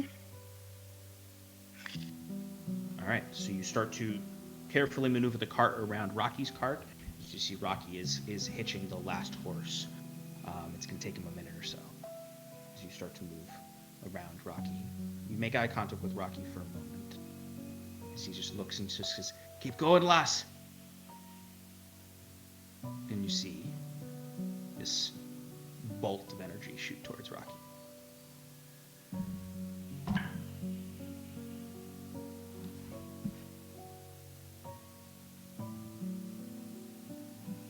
Actually, 2 bolts of energy. 2.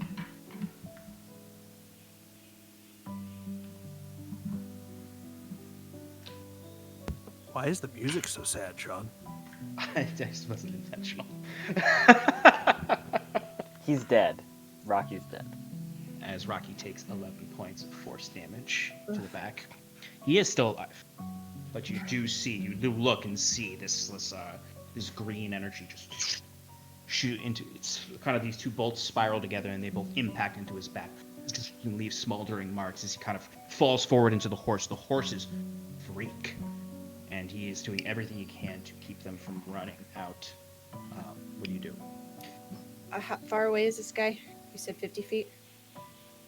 Yeah. All right. I take out one of my extra daggers. It's nothing fancy, just a dagger, and I try and huck it at this dragonborn. All right, go ahead and give me an attack roll. 16. 16 hits. Sneak attack, right? Because he's engaged with Rocky. He is not in range of Rocky. Damn it. Also, that was okay. So that is 7 points of piercing damage. Okay.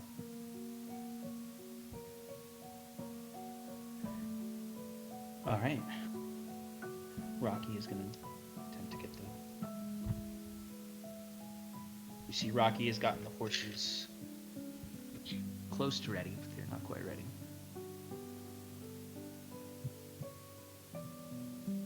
All right.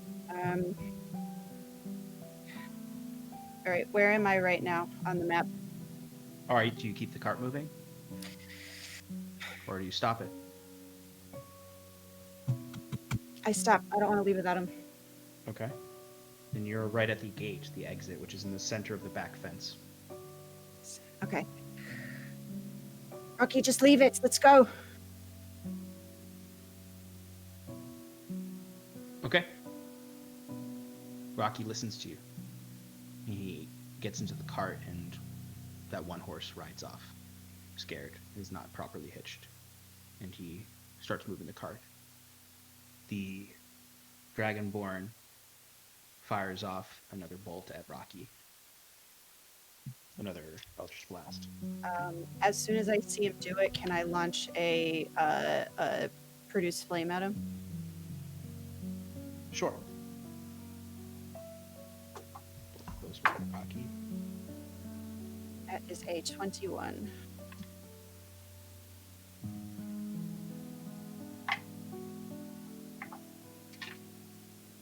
Rocky takes another 11 points of damage.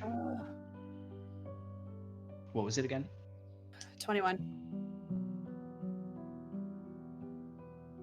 That hits. Go ahead and roll damage. 6 points of fire damage. All right, so do you start moving your cart now? Yep. Okay, so you start riding out. Rocky is following slowly behind you, but not as fast as you are. He is hurt badly. Not unconscious yet, but hurt badly. Rocky's not an adventurer, so he has less hit points than the rest of you. Sorry, I should have been more clear. When I told him to leave it, I was telling him to get on my cart. Oh, okay. Okay. That's easy. If it's too late, that's fine. No, because that works fine with the descriptions I had. You see Rocky falls to the ground for a moment, and then you launch the fireball to try to give him time to get on the cart. You whip the reins and start moving out as you leave Rocky and Embla's cart behind, the Dragonborn sort of stepping through and looking at you as you escape away from him. But you have escaped. You start heading south on that road. You do not see any guards. They seem to be all, at the very least, disrupted at this point. Timber. You have made it out of the northern gate, the northern entrance, or the northern fence. You're looking at the forest ahead of you as these guards, half the guards, they're splitting essentially. Half of them are coming after you, and half of them are rushing to deal with the old barracks that is now sizzling and bubbling and corroding. What Timber's going to do is he's going to keep running in that direction until they stop following him. Okay. I would say once you get past the red flags on the trees is when they would stop following you, if you're just heading into the forest. Okay. Yeah, I'll do that. Okay. Scarlet, you start heading down that thin alleyway against the fence. You do see there is one guard at the gate, just sort of like keeping an eye out alone, looking around tensely as his compatriot had run down the street towards the commotion. What do you want to do? Is he standing in my way? He is right now. All right, this guy I will barrel over. Okay. He'll attempt to. He is not of high constitution and calls chicken and dashes to the side as you rush past him through and turn, kind of swerving a little. Like the back of the wagon kind of hits him and knocks him off the road. And then you're rushing out as Rocky shouts at you, "Give me the reins, you psychopath!" I gladly hand it over. And he whips it, and you are barreling south out of the town safely, though timber is missing, having headed north. You can notice off in the distance, just barely, Cal, Kieran, and Wiswick, Embla, and Robert riding a good berth away, as you are going to be able to meet up with them fairly soon down the road. And that is where we're going to take a break to resolve where timber situation, which should be simple enough, hopefully. But we'll take a break at this point, folks. Real quick one, only a couple minutes. We can take a pee break, and we'll be right back.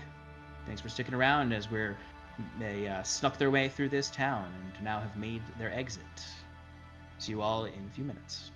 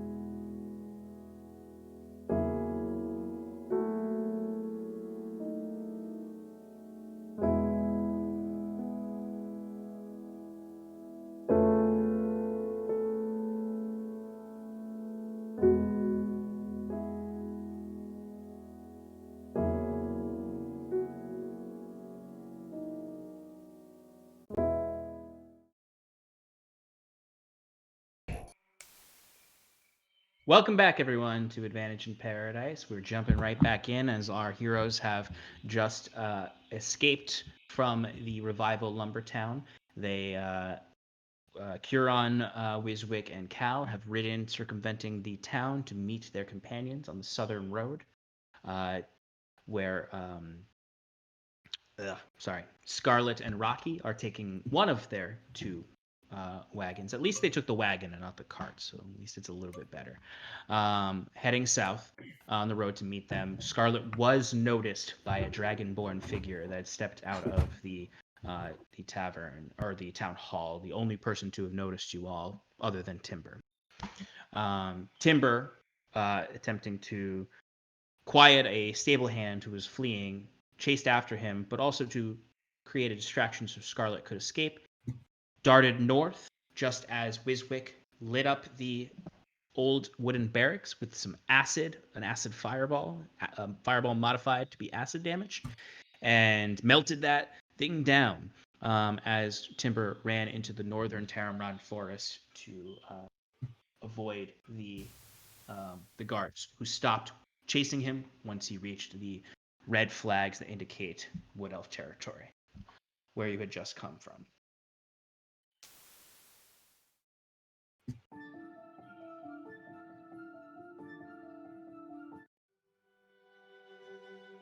Sorry.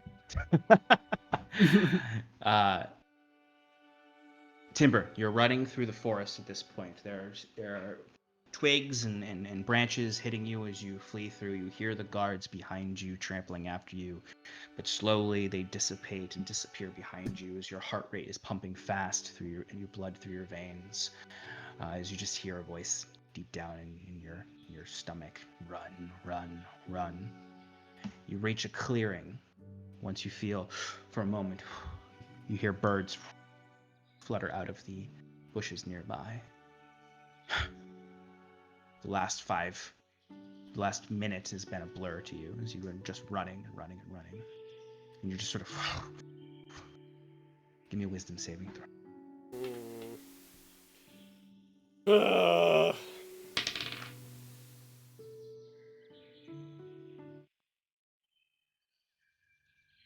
You get 12. Okay. You shake it off. Just like Taylor Swift? Just like Taylor Swift. You shake it off. Okay. Good. As you grizzle for a moment and twist your neck, hearing just a echo of a laugh in the back of your mind. A reminder that you are not free from what plagued you in the forest before. But you are alone right now. That was stupid. Timber takes out the pocket watch. And tries to estimate where he is and where he needs to go. Okay, you can estimate. Give me a quick survival check. Ooh, good at that. Never get to roll these. Haha! It's a 22. Yeah. So using the pocket watch, compass, keen mind, magic trinket of Reyna's, which gives you a moment to just sort of like you revert into your hybrid form and look at the watch alone in the woods, and you grip at it and you utilize its magical potency, its potentiality, and determine north, determine all the things you can from it, and know that you, to avoid the town, need to head west and essentially circumnavigate the town to meet your friends. And I do just that. Okay. The rest of you, I'd say based on your trajectories, meet up about close to a mile south of the Revival Town, meeting up at the road.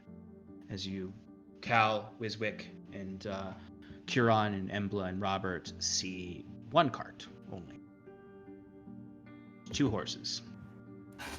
One of them is not your horse. But you only see Rocky and Scarlet in the front. It is the wagon, so you could presume Timber might be in the back. but once you meet up, I'll just say you all kind of come to a halt when you meet together.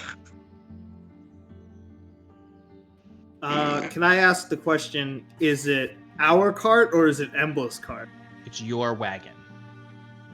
Yeah, you guys, Scarlet took your wagon, so the Embla's cart is back there. What happened? It's all went to shite. Yeah, we couldn't get both of them out in time. Timber fucking ran off somewhere. Why? Did his eyes change at all? Did he become possessed? I didn't see. Hmm. But he ran off to give us a chance to get out. So I don't know where he is right now. You would have noticed that he was at least running towards the northern exit, which would have been lead right back to Taramron. He ran north. All right. Presumably. So you didn't have time to make it out. Were they after you? We were noticed by some noble-looking person. It was a dragonborn, green scales, violet eyes, very finely dressed. I don't know what they were doing in a town like this, but they noticed us leave. Probably a lieutenant of Thatcher's here to watch over. Hmm. Yeah, probably. Okay. Well, then we need to meet up with Timber anyway. I assume he'll take care of himself and he'll loop back around to meet us. But Rocky, you take the cart farther down the road. Everybody else, get into the woods and wait in ambush if they are coming after us. I assume this road is bracketed by woods for some reason. Is that right? Yes. Okay. Once you've gotten like past a mile south, it is starting to be bracketed by woods. Okay. They're not as thick as the forest above, but they get pretty thick if you go far enough into them, or far enough south. Rocky sort of, all right, let's get off. I get off. Never a dull moment with your people. And he starts going south.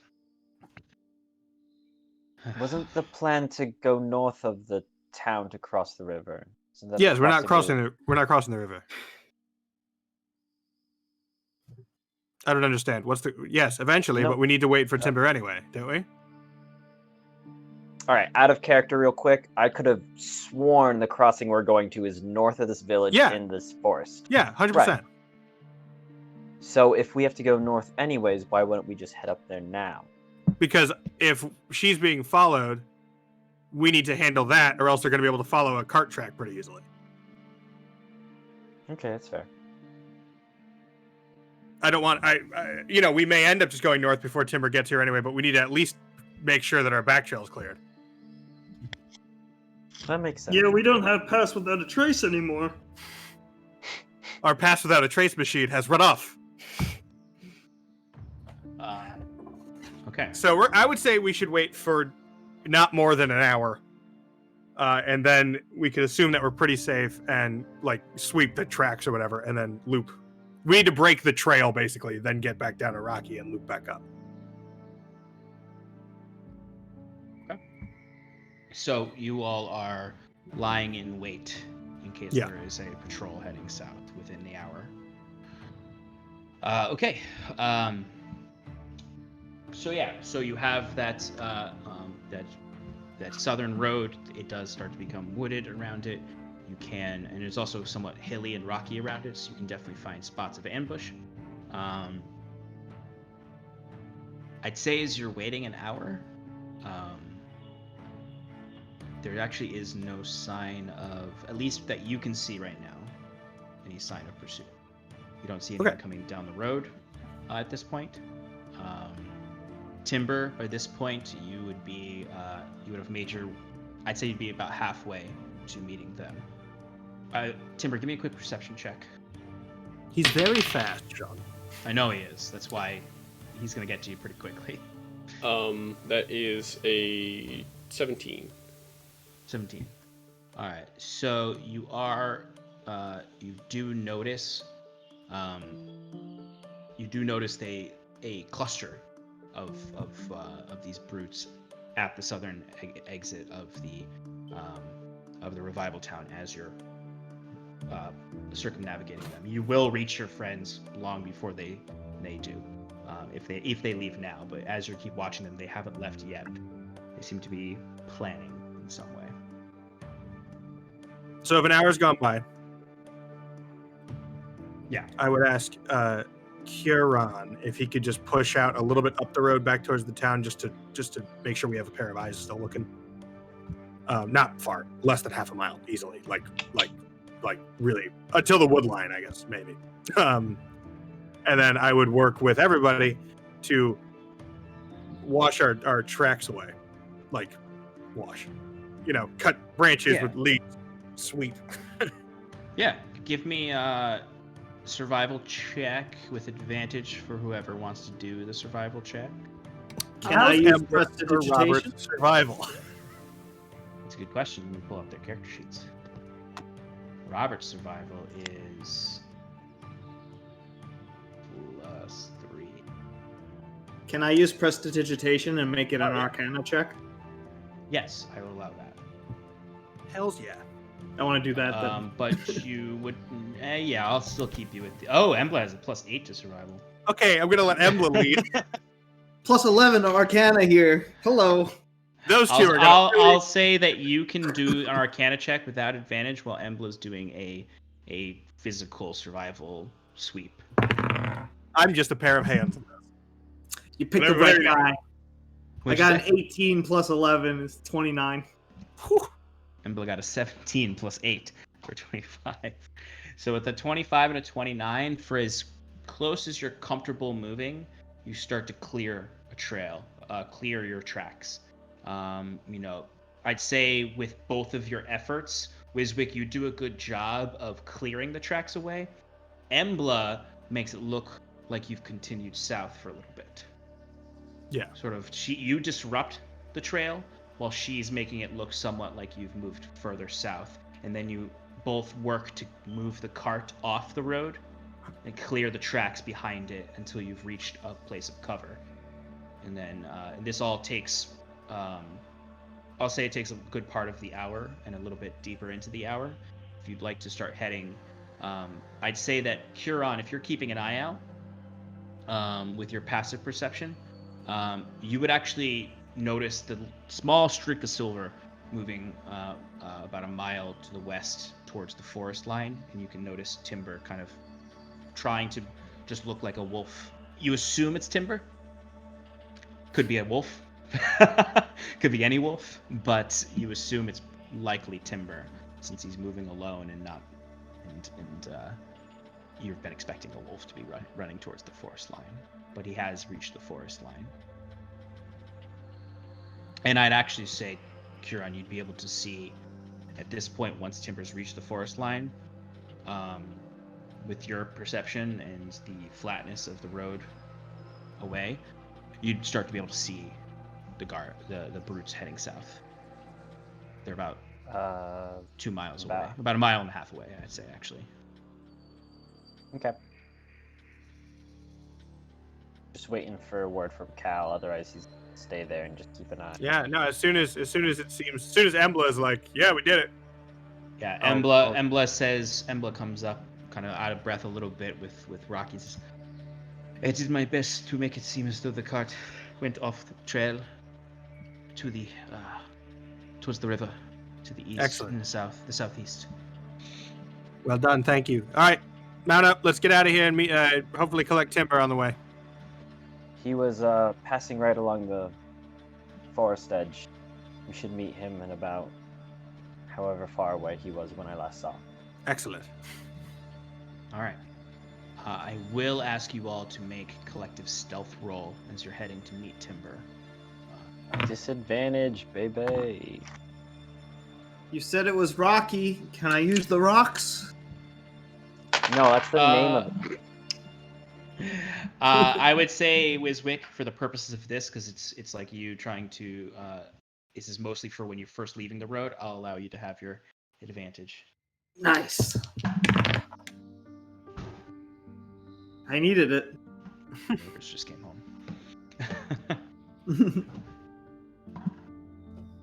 Okay, Embla. Robert got a 6. Well, That's okay. Kieran got a Embla 4, got a so- nat 20, so... Oh.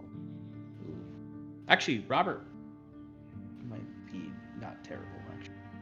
Robert.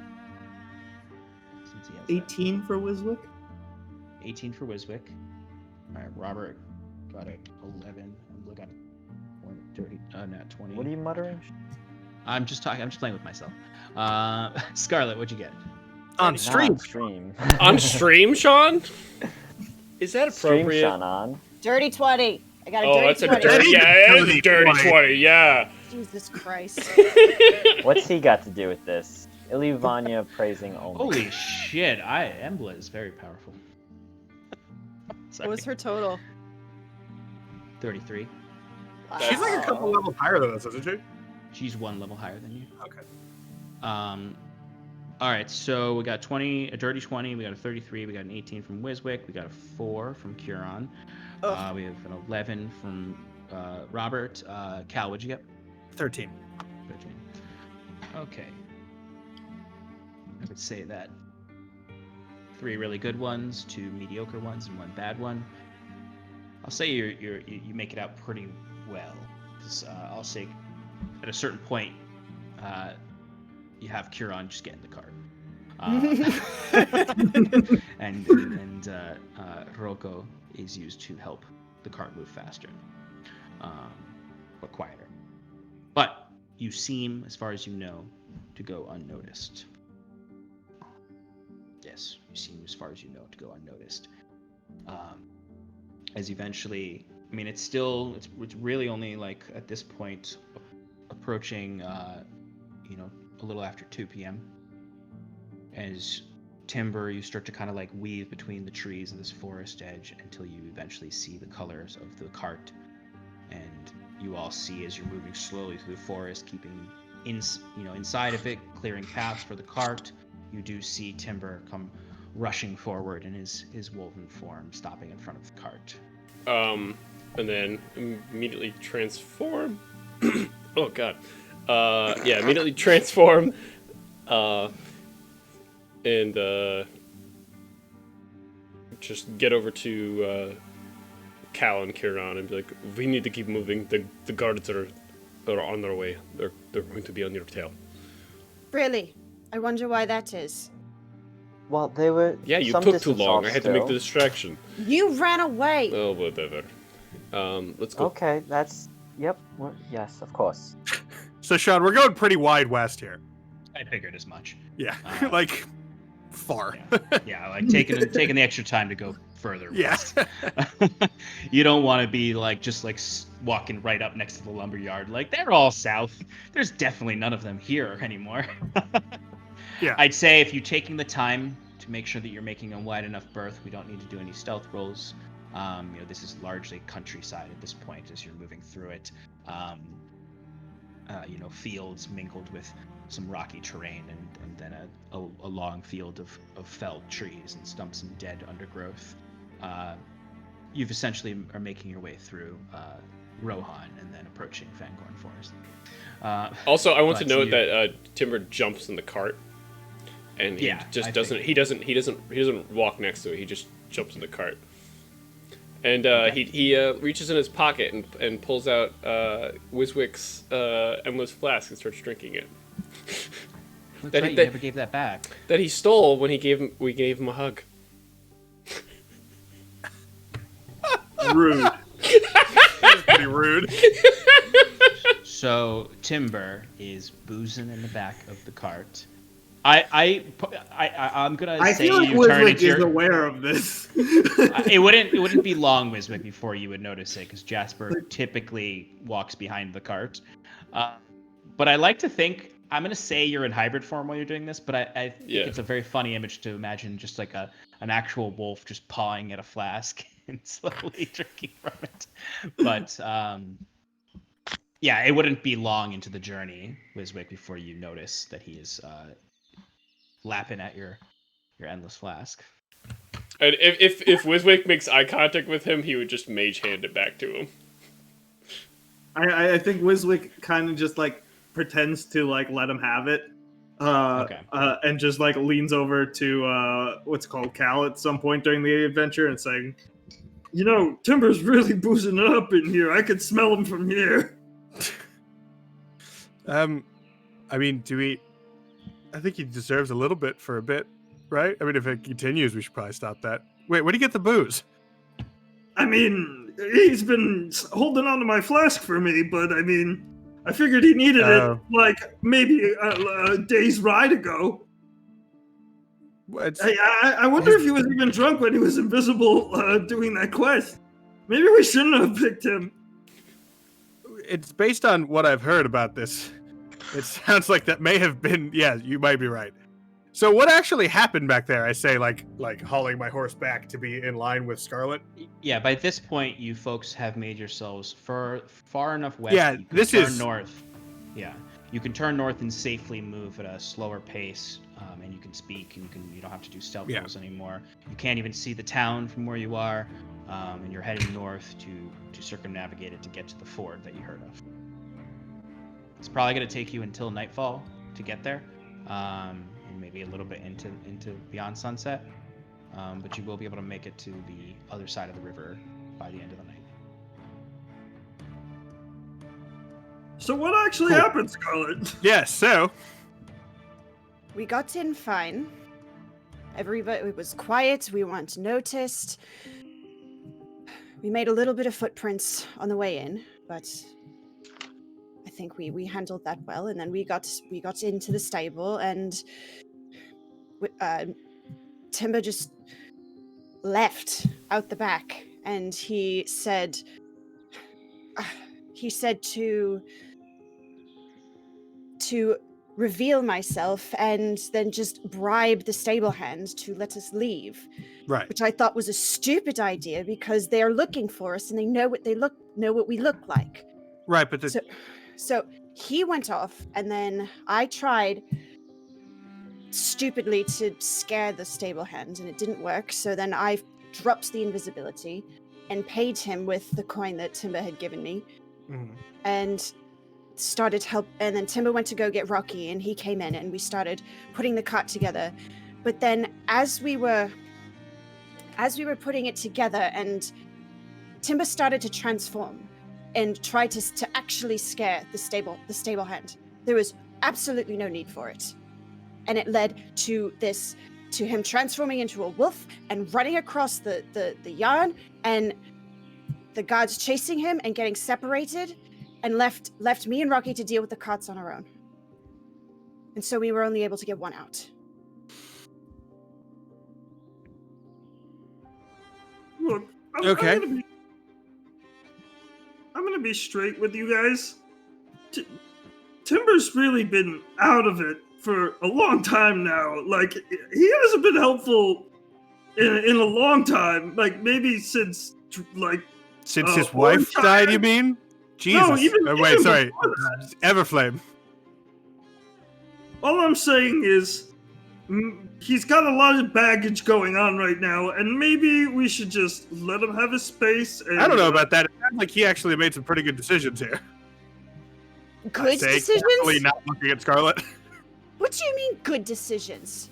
Well, it does sound like the intimidating the stable hand was not the right choice. Bribing the stable hand was the correct decision, in my opinion. And then once he was made, getting them away was the right decision. It was unnecessary, and it was reckless, and that it's enough. We can't do that anymore. Kieran says under his breath, but kind of just loud enough, isn't that kind of like the pot calling the kettle black? Yeah, Cal just would leave it at a raised eyebrow, and then just like a blink, and then a look straight ahead. She realizes the irony of that statement. All I'm saying is, all things considered, we made it out, and everyone's safe, and I think that says enough about it. there's a right and wrong way to do things. Just because we got it right, like it turned out okay, doesn't mean that it wasn't flop in other parts of it. I mean, you want to talk Mr. Acid. Acid was a good idea. Well, not everything is always black and white. right and wrong, Wiswick. You have to remember there are gray areas, and You hear that from the distance. You would hear Embla kind of coming up to you all and just saying, I know that I am not part of your five, but you seem rather cavalier about your friend's recklessness back there and his clear disregard for his own well-being after the death of his wife. Of course I am. I'm not talking to you, And we Scarlet. are. No, we aren't. We're not cavalier about it. What? Well, I just mean I don't necessarily think it was the smartest idea to intimidate the man or to run in. Perhaps it ultimately worked out because he decided to lead them north. I don't know, it seems peculiar that he'd be so reckless right after his death of his wife. I mean, not peculiar, but I think you'd be more concerned. I don't think it was necessarily tactic led him down that path, though it worked out. Yes. Timber used to act with a little more thought, if you will. Though, I think he would as be you've less seen, drunk in the back of a cart if it worked out exactly as he planned. right. I don't think you should. Cal leave looks to a Q fellow for to guidance on that one. With Embla saying this, I think Huron would dismiss himself from the group to get up to the cart, looking in from the back of Rocco to see how Timber's. He's like sprawled out looking at the sky. Not like The sprawled ceiling. I think it's a covered. Oh, it's a covered we, cart. really- It's a covered we cart. screw up this wagon thing Yeah, all the time. I do all the time. If Yeah. we Well, call now it a cart, it's- it's not a cart. It's a wagon. Oh, okay, it's a wagon. Okay. Yeah. Or even a carriage, I think. Yeah. Is it a wagon or a carriage? Well, there's It's no a wagon. doors on it. All right, it's a wagon. Yes. Got it. Yeah, so like I always imagine the classic. It's an Oregon Trail. Yeah. Got it. Got it. Covered wagon. So you have no Yeah, idea what Karen- Timber's doing. Well, no, you can look through You the see back. in the back. Oh, okay. It's like floppy. Well, Or just usually it's they're just pinned covered open. top Sorry, and Oregon sides, Trail yeah. imagery. Just okay. Got it. Oh no. Yeah. So looking in, seeing Timber sprawled out, Kieran just kind of lets out a very audible. Hey. Are you doing Karen. okay? Yeah, I'm fine. How are you doing? Well, I mean, I'm doing well, I think. You know, still a little disturbed about this whole Nihilith and impending doom and the Pallid King. Yeah, that's beyond us. It's fine. Right. But I am also a little worried about you, Timber. Hmm? No, don't. It's okay. I'm sorting it out. Right. Well, when you're sorting it out and the well-being of our party members is at stake, as well as, you know, I'm not a very materialistic elf, but it would have been nice to have 2 vehicles for this journey. Kieran. Yes. Timber gets up at this point. I didn't jeopardize the party at all.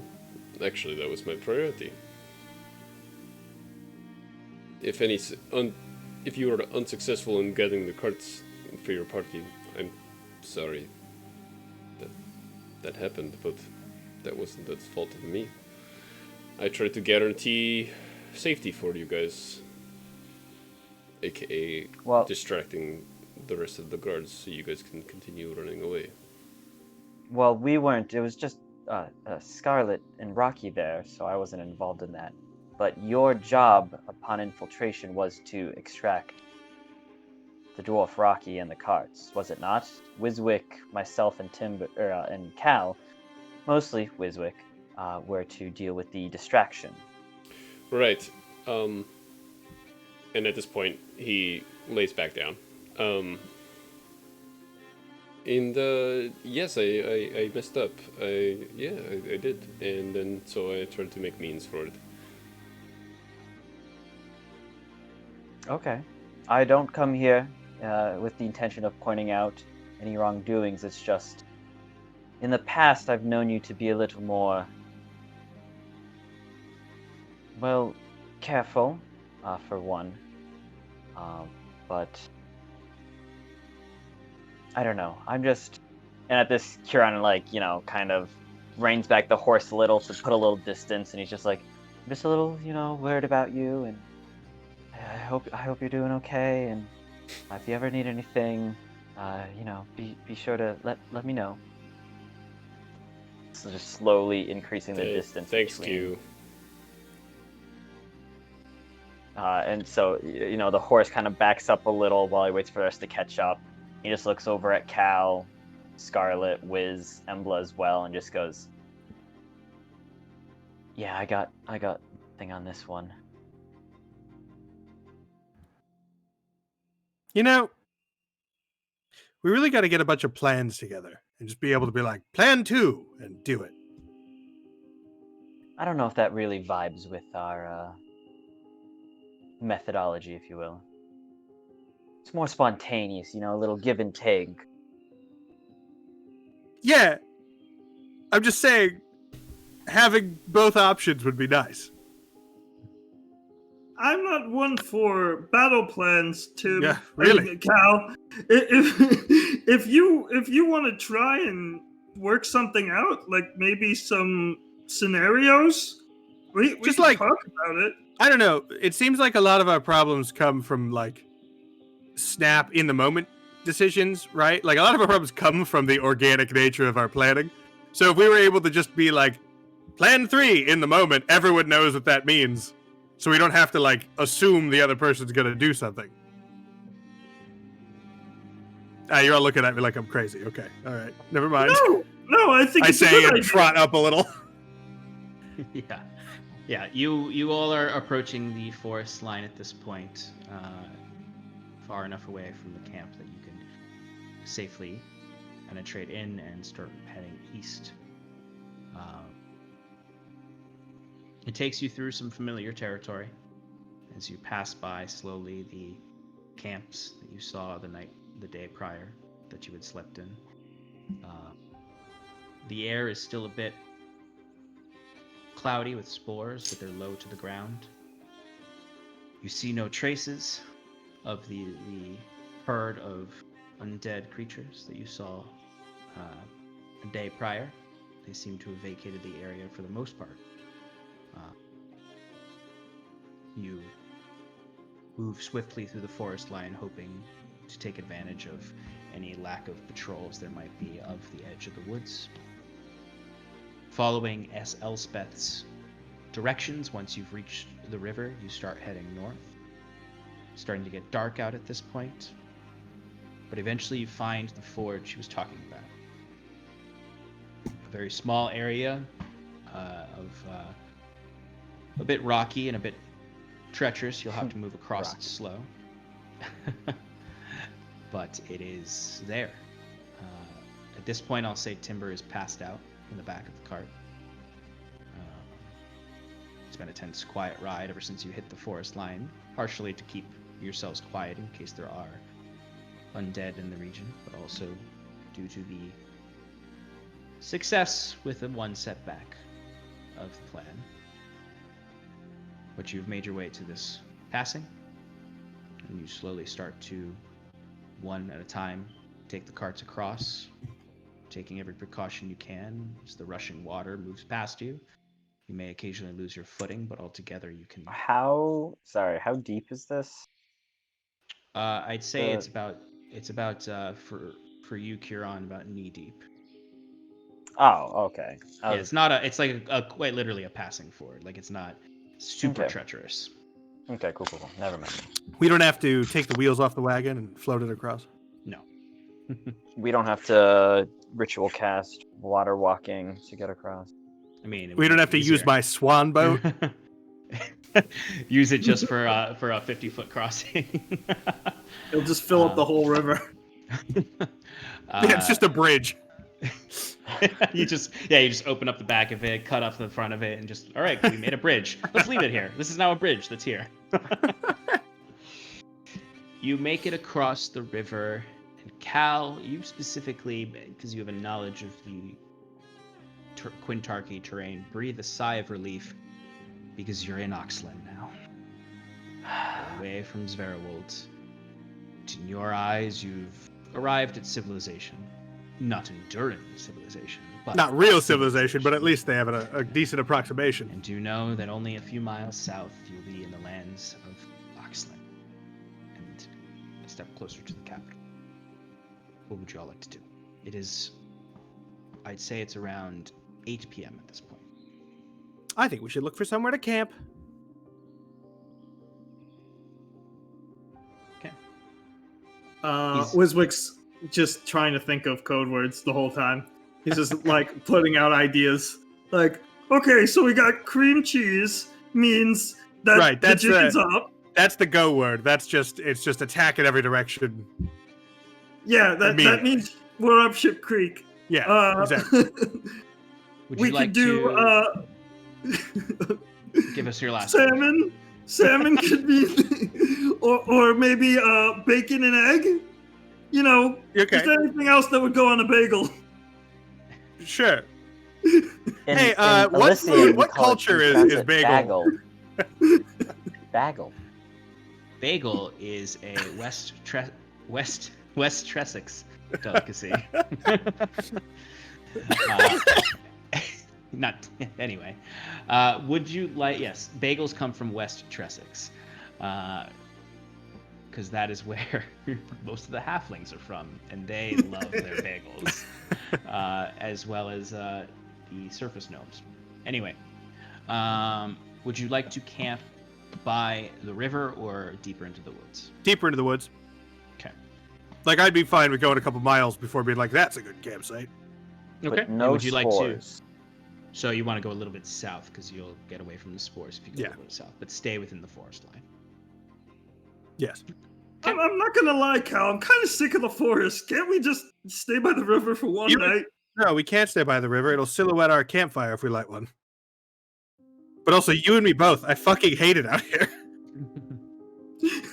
I don't hate Oh, it. It was it's not fine too for the bad. first couple days. For the first couple days, it was lovely. But really, I'm just tired of it. I'm so fucking tired of it. Yeah, I guess there can't be a druid sanctuary everywhere in this forest. Yeah. What I would give for a good cup. Sean, is there coffee in this world? Yep. Yeah. Okay. It's particularly something that you'd be familiar with that the Yeah. Northerners would not be familiar with. What I wouldn't give for a good cup of coffee. Guys, shut up and please get them more firewood. Yeah, this is literally Timber. Timber was, you had to drag him out of the cart next to the camp, and he just woke up like, Oh, I didn't. I thought we were still moving. I'm sorry. no. I'll say that came out of the back of the cart as you stop.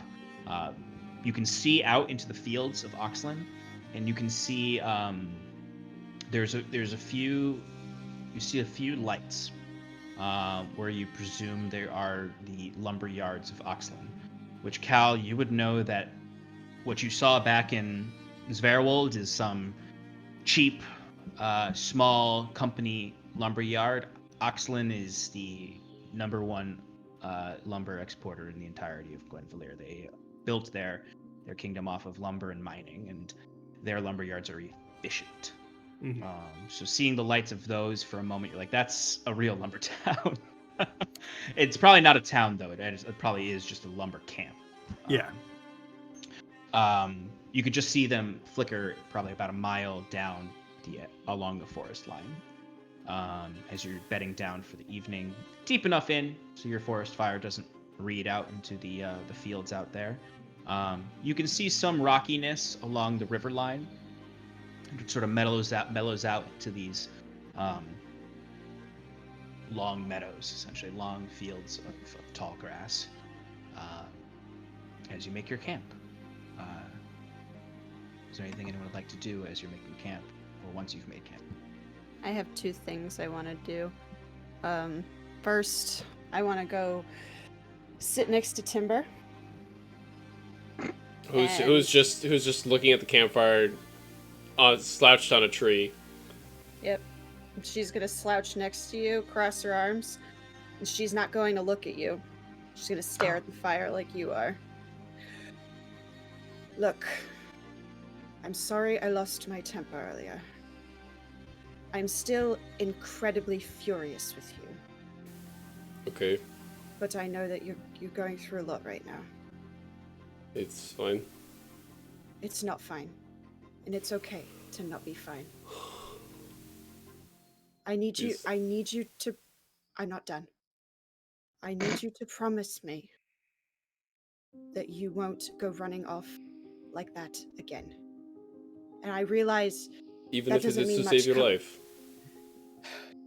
It wouldn't have needed saving if you didn't try to intimidate him in the first place. Correct, I was making up for my mistake. We can't do that anymore, Tim. I realize that doesn't mean much coming. We can't do that anymore. Promise me. I had lost patience talking to him, so I let the beast do it. That's not the way to solve the problem. There was a scenario where we got out with 2 cards there, and together.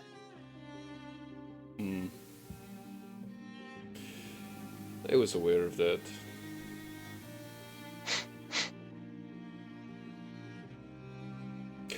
Either way, I apologize for not going by plan and improvising based on my erratic decisions. Accepted. Now promise me Promise you what? that you won't go running off like that again. You have children to think about, Tim. I do, but children that I could potentially eat, so I cannot go back to them. Not yet. Not yet. So I think everyone here, myself included, to help you find a way to so that you can go. Timber becomes like little wide-eyed at the sound of this. Wiswick takes that opportunity to sit next to Timber, and he just says, Look, I think that's a great idea. Very- Scarlet has a great point, and we're all here for you. And you know, we could make this fun. You know, like you don't have to think of us as like supervising you or anything. I could just hang out a lot, and we could be battle buddies. You know, remember that one time you let me ride on your back? That was so much fun. Were you eavesdropping on Scarlet and I? Kieran walks over as well and like crouches down. Oh, I always love these kind of things. Of course, Timber. We'll help you wherever we can. Don't you worry. I'm thinking of some ways to combat that beast inside Guys, you. Scarlet was trying to... Okay. Timber, you see leaning back Cal from takes care of the horses. Yeah, you see leaning back from the fire is Robert as he looks over and says, "Hey, Timber, we got your back." And then Robert sees Cal with the horses, with the face that Tim is making right now, and he's like, "Oh shit!" And he gets up and rushes over to help Cal with the horses. Embla is actually just staring at you, Timber, right now with a very stoic look, with an eyebrow raised. Thanks, Robert. Look, and I wave at him. Look, I appreciate it. Thank you. That's it. Thank you. I appreciate it. Promise me. Answer the question, please, Timber.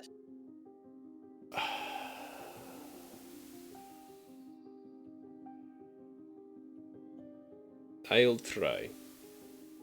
I will put in a good effort, but if a scenario calls for it, like I said before, I cannot control myself sometimes. I'll do my best. Can you take Maybe that? you shouldn't go into places anymore until you have a handle on it. So we can't afford to lose you. And with that, Scarlet will look at Kieran. Kieran, can we stretch a little bit? My leg's pretty tight. Of course, Scarlet. Let's go get some rocks from the fire and yes.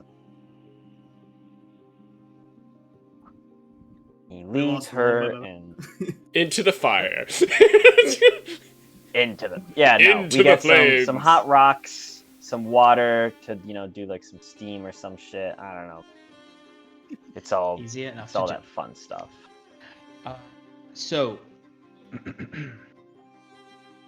you are still a ways away from Cara Dolwyn, of course. Cal, as you're tending to the horses, Robert kind of looks to you with a bit of a shameful look, kind of like he's like, I made a fool of myself. He doesn't say that, but you can see it on his face. He's looking to you every now and then. I do nothing to dissuade that feeling. Yeah. You hear footsteps behind you as you see Embla coming up. She still has a slight limp, but she's looking much more fit than she was before. Kind of hand on the hilt as she just comes up and looks back at the camp, and she kind of steps beside you, Cal, and looks to you and says, "It may not be my place, but I am concerned that your friend will be more of a danger now." Timber? Probably. Yes, certainly. But with everything he's been through, I don't think it's surprising. I agree, for sure. But I think the Wayward Five, all of us, to be a bit more careful around him. Agreed. She wants to kick Timber out so that she can be the fifth one. Yeah, that's all this is. It's Agreed. He Sorry. long ago he asked me, and I think Kieran actually, a different based on what I inferred, to keep watch on him, and in the final extreme, stop him. And she kind of looks away towards Timber, seeing the campfire, seeing Scarlet and Kieran heading towards the river to find some stones and water. Wiswick still probably talking to Timber about how he's got his back. And she looks back at you, that very dirty over your shoulder eyes move to the camp and back to you slowly. And are you prepared for that?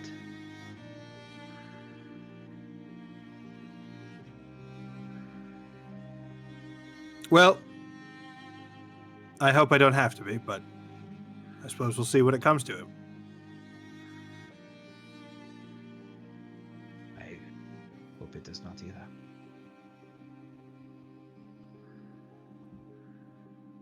But, and she'll just kind of step away and turn back and say, if what is happening right now continues, it may be sooner than you think.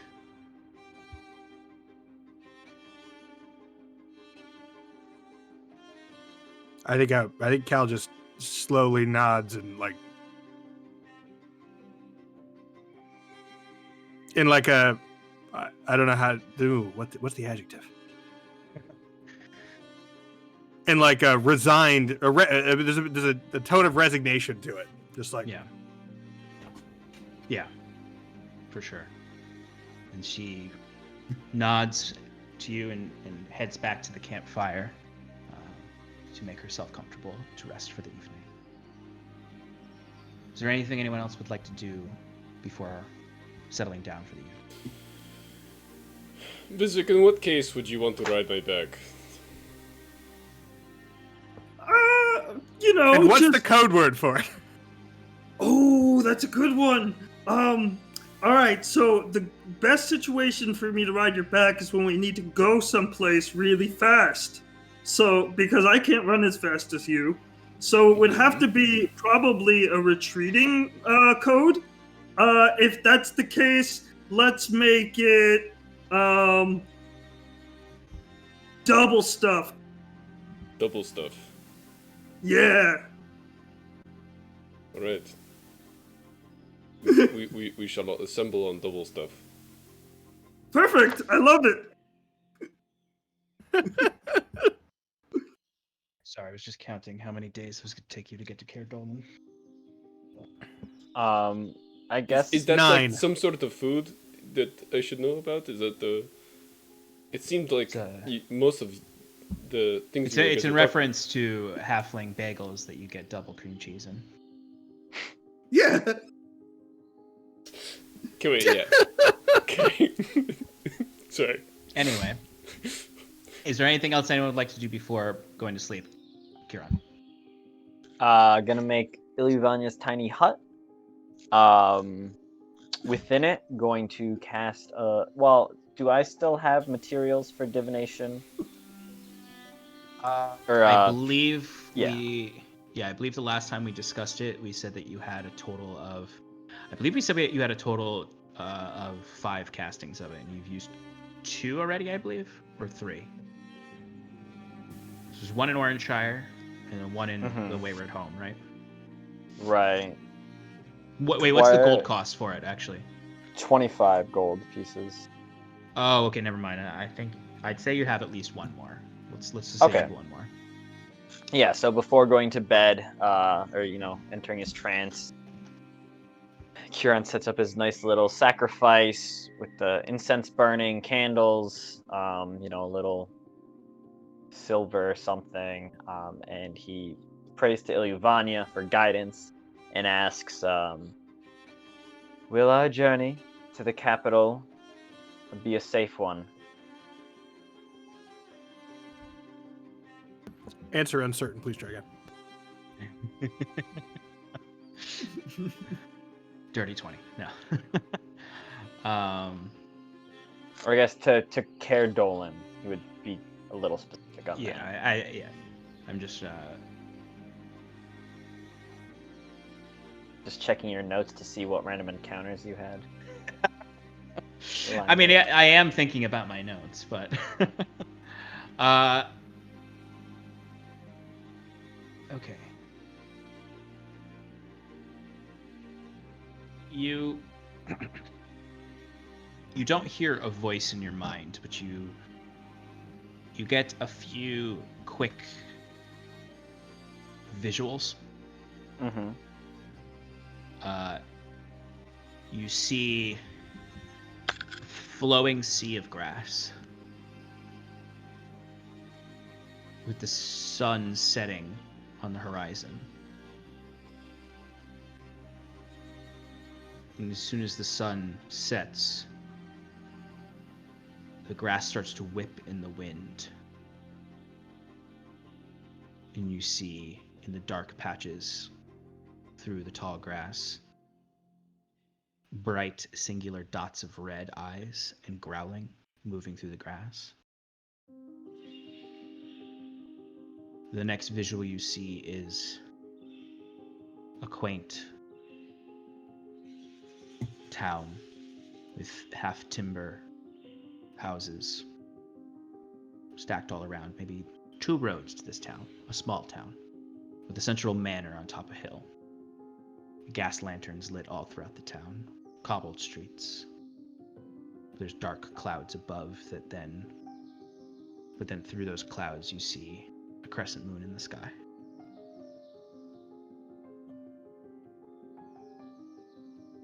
And then you see a third image which shows a wharf of a lake town. A rickety boat, half flooded with water, slowly sinking at the end of the wharf.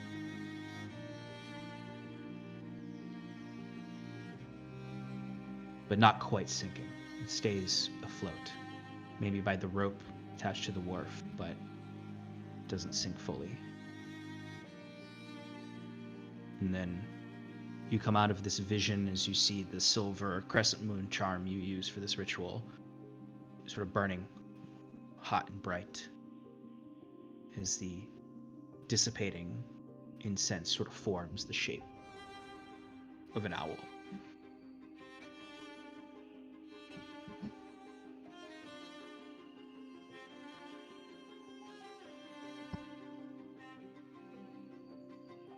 It is an uncertain answer that in your mind you might divine is 3 paths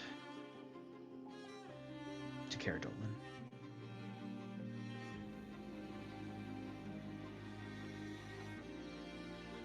Cool. Thanks for that. That was. And then he goes to sleep. Well, trance, whatever. I would say 1 is clearly ominous. Oh, you think? Yeah. I don't think The I red need to eyes. explain. Yeah.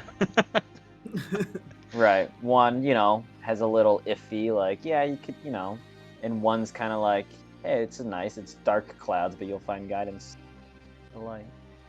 Yeah. Okay, good. I'm dumb, Sean. I'm not that. I get some. I know. I just wanted to make sure I wasn't being too cryptic. Hey, buddy, you're not dumb. Oh, thanks. You're Yeah, I got a intellectually headband of intelligence. challenged. All right. So, what is everyone's sleeping arrangements? On the ground with a blanket. I always just wonder if anyone sleeps in the hut with Kira. Oh, Timber does. Only if invited. I know that Yeah. Timber typically usually Timber does. Yeah. Wiswick would like Right. to also. Oh, well, if anyone wants to, he might, after his divination ritual is finished, he'll, step up, poke his head up out the top of it, and go, I finished my prayers to Ilivania, so if anyone would like to sleep in the sanctum, feel free. I think for this particular night, though, Timber's going to be sprawled out in the same trunk or tree, looking at the campfire, or, dead asleep. Okay. I think Scarlet will sleep next to him. Cal's Okay. gonna take watch. Okay. I'll take watch once I have rested. Don't you worry. I assumed. Wiswick hops in the hut. Emla will Oh, take you- watch with Cal. And Robert is in the hut. Oh, you're coming to... Oh, okay. It's like when you invite, a wait. group of friends, but all the ones... The you wrong really ones come? want- I mean, no, Wiswick, come on in. Yeah, Wiswick and Robert are the ones who accepted the invitation to your party, Kieran. And I guess Make sure to not- take off your shoes before coming in. Wipe your hands Anyway. off. It's still dirt in the inside, right? You didn't put carpeting or anything down, did you? Cal, you sit by the fire and sort of poke. No, it I a don't. little Not bit. if I'm on watch. Okay. Ooh, got him. No, my back's to the fire. That shit ain't ruining my night vision. Okay. I'm You out. don't have I night Oh, you pushed do out. have your goggles. You do have your goggles. No, I mean, no, literally just night, No, I know. yeah, come on. People. We're professional. All right. Then So I'm pushed let out me maybe rephrase that and say, what are you 15, doing 20. on your watch? I'm 15 to 20 feet out, hidden beyond the fire, so that way somebody would assume that somebody's watching at the fire. If I had more people, I'd put out decoys too, that are standing with torches like idiots, and then have scouts in between, or past them, and then in between them. Oh boy. All right. All right. Then give me a perception check for your watch. Thank you. It's a natural 20. Nice. I noticed that Natural this 20. rock is stalking me. So it's a 23, technically. So I'm assuming your patrol is on the the opposite side from the river, looking out towards the Oxford Yeah, countryside. primarily it would be. I mean, I'd be moving around overall, Yeah. but I'd be moving pretty slowly, and I pay more attention to southwest or southeast. Sorry. Okay. With a natural 20,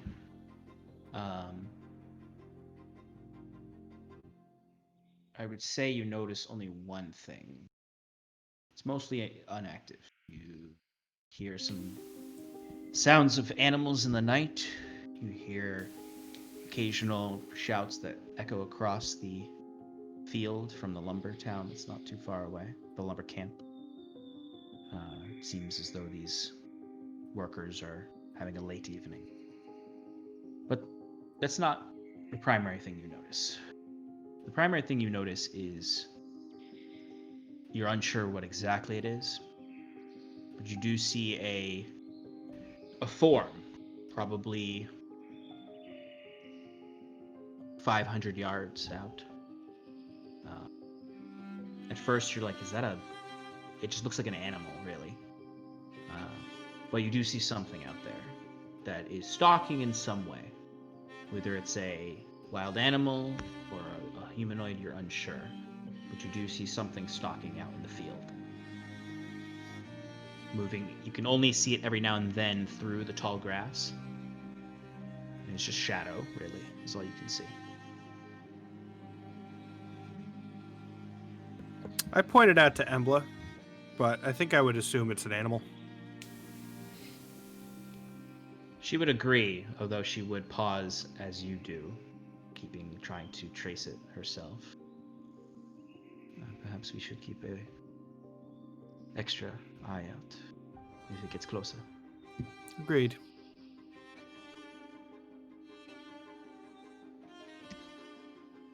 All right. Do you intend to keep watching all the way to Kieran's takeover? No, I would do shifts, so 2 hours. Okay. Who would you like to wake to do the next watch? Scarlet and Robert. God. You peek your head in to the hut, and Robert's just head back, just full mouth open. You just give him a quick Aragorn pat on the shoulder, like he's Pippin. And he just... That's 2. Sean! That's 2. Yeah, but I feel like the first one wasn't good. So... it was a waste. So Robert quickly wakes up and you give him a quick and he comes out with you to take over watch as he's just sort of rubbing his eyes. He sees Scarlet there. Scarlet, you've awoken. You're stretching, getting yourself ready to be awake for 2 hours.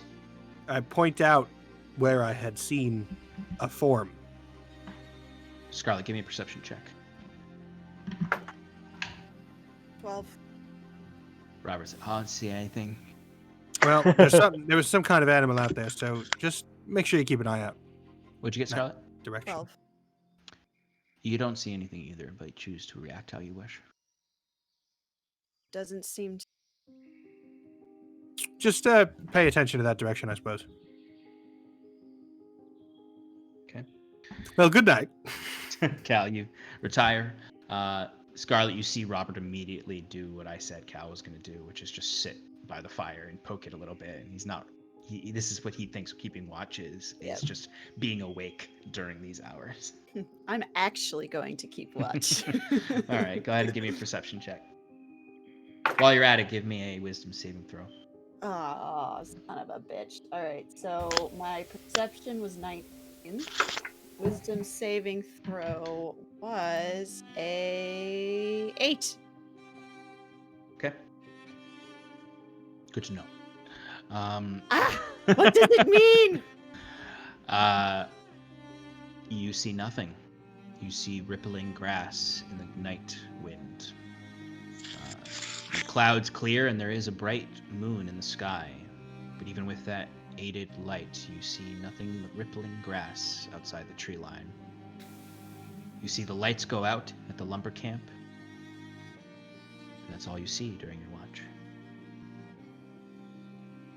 Do I feel anything with these wisdom saves? You can give me an Arcana check if you want.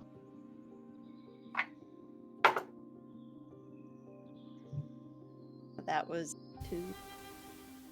It's just eerie out here. It's just real eerie. Really? Lake But- Erie? Yeah, exactly. But your watch comes to an end as Kieran, you awake from your trance. I'm awake from my trance. There's nothing. It's airy too. I didn't catch all that, Shannon. Oh, there's nothing. It's really eerie out there. But I didn't see anything. I'll keep that in mind. Thank you. Rest well. Sharon says, dismisses Robert as well, as Kieran will let the fire die to like just embers on his watch. But like keep poking them so that they stay embered, so that in the morning we can start a fire to cook. But Absolutely. Give me your perception check. You can give me 2 if you'd like for each 2-hour period. sure.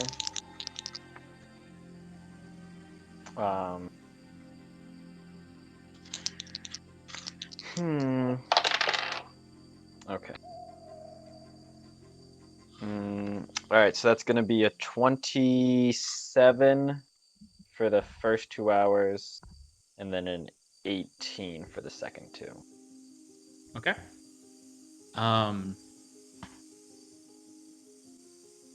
For the first 2 hours, you do not notice anything but rippling grass and the moon above. Your mind just dwells on the divination. You do hear the owls in the distance and wonder. Second 2-hour period.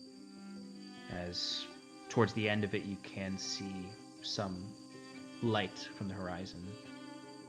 You do notice the shadow in the distance that Cal had told Scarlet about, that Scarlet told you about. Well, I'll assume she told you about it. Even if she didn't tell you about it, you notice the silhouette of a humanoid, who just seems to be slowly creeping across the grasslands. They're not coming towards the camp. If anything, they're moving away from you. You can't discern features, but you do see a dark silhouette. They're within 1 mile of me. Yeah. I'm gonna cast Clairvoyance. I'd say they're about 2,000 feet away from you. Okay, gonna cast Clairvoyance. I guess behind them, or further away from Kieran if they're heading that direction, so he has more time. Okay. But yeah. All right, give me that perception check from the clairvoyant eye. You're doing sight, right? Correct. Oh. It's gonna be a 31 there, big boy. Oh boy. Yeah, that's right. Damn. Natural 20. Yeah, their high stealth is not going to get away from an eye staring at them in a 33, nat 20 from Kieran the observant. You see a female silhouette, female form. They are covered in leather armor, half plate armor, really. Dyed red. You see a dark crimson hood over with a very short cloak, not a long flowing cloak, just something that covers the shoulders. You can see within the hood, you can see just the faintest glow of red eyes.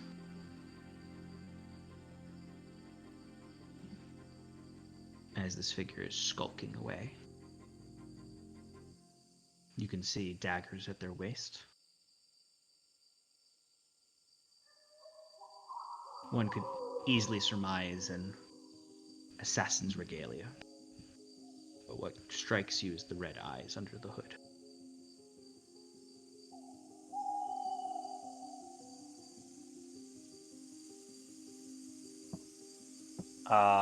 So after getting a good look at this person, Kieran would switch to sound just to see if he hears anything. The very light, soft crunch of grass under their foot falls that only you would really hear. They move like smoke, like you barely can hear them or sense their presence through sound. Even them moving through the grass, like you don't hear any rustling of it. You hear the most faintest of sounds of their footfall. Then he would switch back to sight just to watch where the figure goes to. You watch them go probably 200 yards away.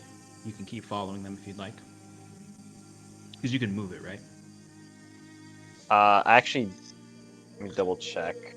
I don't think you can move it. I think it's fixed. You can just switch between Well, I sight think you and can sound. keep eyes. You can keep eyes on it though. On them, Right. though. Wrong. Doing it by the old paper. I got the old book. Yeah, it does. It Old- remains in place for the duration. Okay, thanks. Okay, so you watch them though, and I'll say we'll just carry over that nat 20 because it's such a good roll. You watch them slowly get to the river edge, and then just dive into the river and let the flow carry them. So they would be. Does the river run south or northward? South. South. Okay. So they headed west of us, jumped in the river, and now they're going south past us. Correct. Okay. No, they were south of us already, so they're just headed away. Yeah, they're not going passing past you. Yeah, they're not passing you. We lost. Remember the time Stefan was here? I remember that time Stefan was here. Yeah, those were the days. Remember when Wiswick was Kieran and Kieran was Wiswick? Yeah. Uh, Oh wait, remember- that's now. Do you remember? Well, I would like to wake up my best friend Wiswick Hey, I think he's and have him do everything for me. There he is. To answer the last question I heard from you, he is not passing. She's not passing you. She's about a half mile away from you and jumped into the river, going south from there. She's a half mile south. Okay, so she's always south. Gotcha. Correct. That's where. Okay, cool. All right, yeah. Then Kieran will, observing that, be like, "Huh, weird," and then just end the clairvoyance spell and keep watch. For the remainder of the night, there is no visible threats, nothing out of the ordinary, just waving grass as the moon slowly fades away in the sky and the sun comes out. The morning comes. The rest of Timber you wakes up and immediately wakes up Cal. Get up. Come on. Timber, I'm gonna make you give me a quick con save. Damn it. Can't drink an endless. Hey, I didn't drink that much. I got. Fine. You drank pretty much through a 6-hour cart ride. Well, no, I handed it back to Wiswick. You know, just taking a little bit of the edge off. I got a 13. Okay. So, Cal, Timber is visibly hungover, but there is that like focus is back in his eyes as best as it can be. Okay, all right. And I get up, and I do a real quick, like, I don't know, like I jump up and down a lot or something. Yeah, little running in place. Yeah. Little. And then we're good to go, because Cal Oh, is this- not unused to this. Yeah. Okay, we're going to do a little bit of different training. Come with me. I Sit do. down. Sit down. I sit down. Position your legs like this. I do. And be quiet. Show him a movie.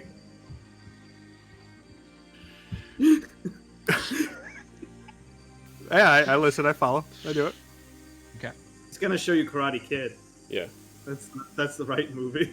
Timber, is there anything particular you do, or are you just? No, standing I'm there as just, well? it's just, I'm joking around, like show him, kind of teaching him to meditate.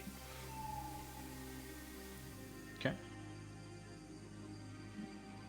Yeah. Everyone else wakes up a little bit later. Even after a day drinking, Timber is still able to wake up earlier than others. Besides Kieran. But the rest of you awake to the misty air of Oxlin. There's a lot of thick moisture in the air right now. It's that kind of morning where you look and it's hard to see past 50 feet away from you. There's still the sounds of night in the sense of bugs.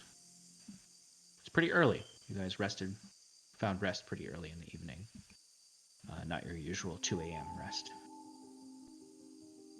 What would you like to do? I think Wiswick went to bed early, so he got up early too.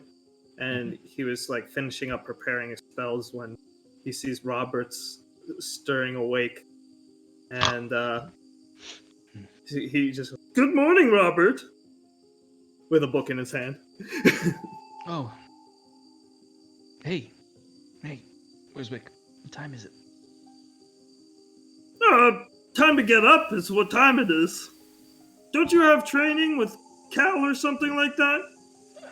He sits up and looks over and sees Cal sitting, staring at Timber. I think after he's done. You watch, Wiswick, you watch as Embla comes up behind Robert and taps him on the back with the flat of her blade. Says, I don't think so. I think that I can get you started until Cal is finished. Come. And Robert's like, I'm not your student, but okay. As he gets up reluctantly. Wiswick shouts as they leave. If you ever want to give up on all that physical stuff and maybe learn something a little bit more intellectual, give me a call. I'm not quite sure if Robert's the one for that vocation, Kieran says, observing everything around. Yeah, Robert does not have the stats to multi-class into wizard. Wiswick kind of looks over. I thought that first too, looking at his homework that I gave him a long time ago. But I don't like to say no to people. Like, I think there's potential. Like, we can work with it. Maybe he has some sort of innate capabilities that we can work with. It's worth at least experimenting, if he's interested, of course. Of course, that's fair. I guess I shouldn't be too quick to judge. Robert knows I'm not one to spell, give up on a lost cause. and it's create water. I was gonna say, Kieran, as people are starting to go about the camp. At this point, I think he's just like sitting like cross-legged by the fire, just chilling. And when Scarlet comes by, he'll like reach out to like stop her for a moment and said, "I saw someone I think you might be familiar with, to some degree, during my watch this morning. A figure in a red cloak, adorned with many blades, such as the ones you might carry." He says, motion. Does she have daggers anymore? I have one and Caleb's. Okay. Caleb's motioning to those, but also kind of motioning to the cloak that she might be wearing. What did they look like? I didn't get the best look. They were female, humanoid, of course. Though I will say, it was the eyes that struck me the most. A faint glow beneath her hood. Red eyes. Does that sound familiar to me? Give me a wisdom check. Wisdom. Just a straight wisdom check? Yeah. 21. Okay. Scarlet, you've suppressed a lot of memories in your top 10 years. And you've tried to push some of the Crimson Court indoctrination out of you as best you can. And in doing so, most of the time you just try to forget what happened during your 2 years as an acolyte to the Crimson Court. But this reminds you of one thing, which is a specific agent of the Crimson Court that has given a certain contract to the Crimson King and his Cirrus. That is an offering beyond life, in the sense of these agents you've heard of are so devoted to the Crimson Court and to the Crimson King, and particularly the Cirrus, that they've offered up a gift of their soul, essentially. You had only heard rumors about it amongst other acolytes. You mostly thought it was meant to scare you. That there were these boogeymen in the night that served the Crimson King and the Cirrus, sent to capture the enemies and those who betray the Crimson Court. This is the first sign that they might be real. What were they doing? Watching. Watching us? Well, you, if I had to guess. But they were silently observing some 2,000 feet to the south. In the early morning light, they made off to the river. It's actually quite interesting. They jumped in and they just disappeared. I assume they floated downstream. Right. Must have been a little cold. They wouldn't feel it. What does that mean? Are you familiar? Quite, unfortunately. There were some who truly believed in what the court was about and wanted to devote more than life to the court. So I never saw any of them. I actually didn't think it was real. I thought it was just an intimidation tactic. You're sure they're gone? That they're not around anymore?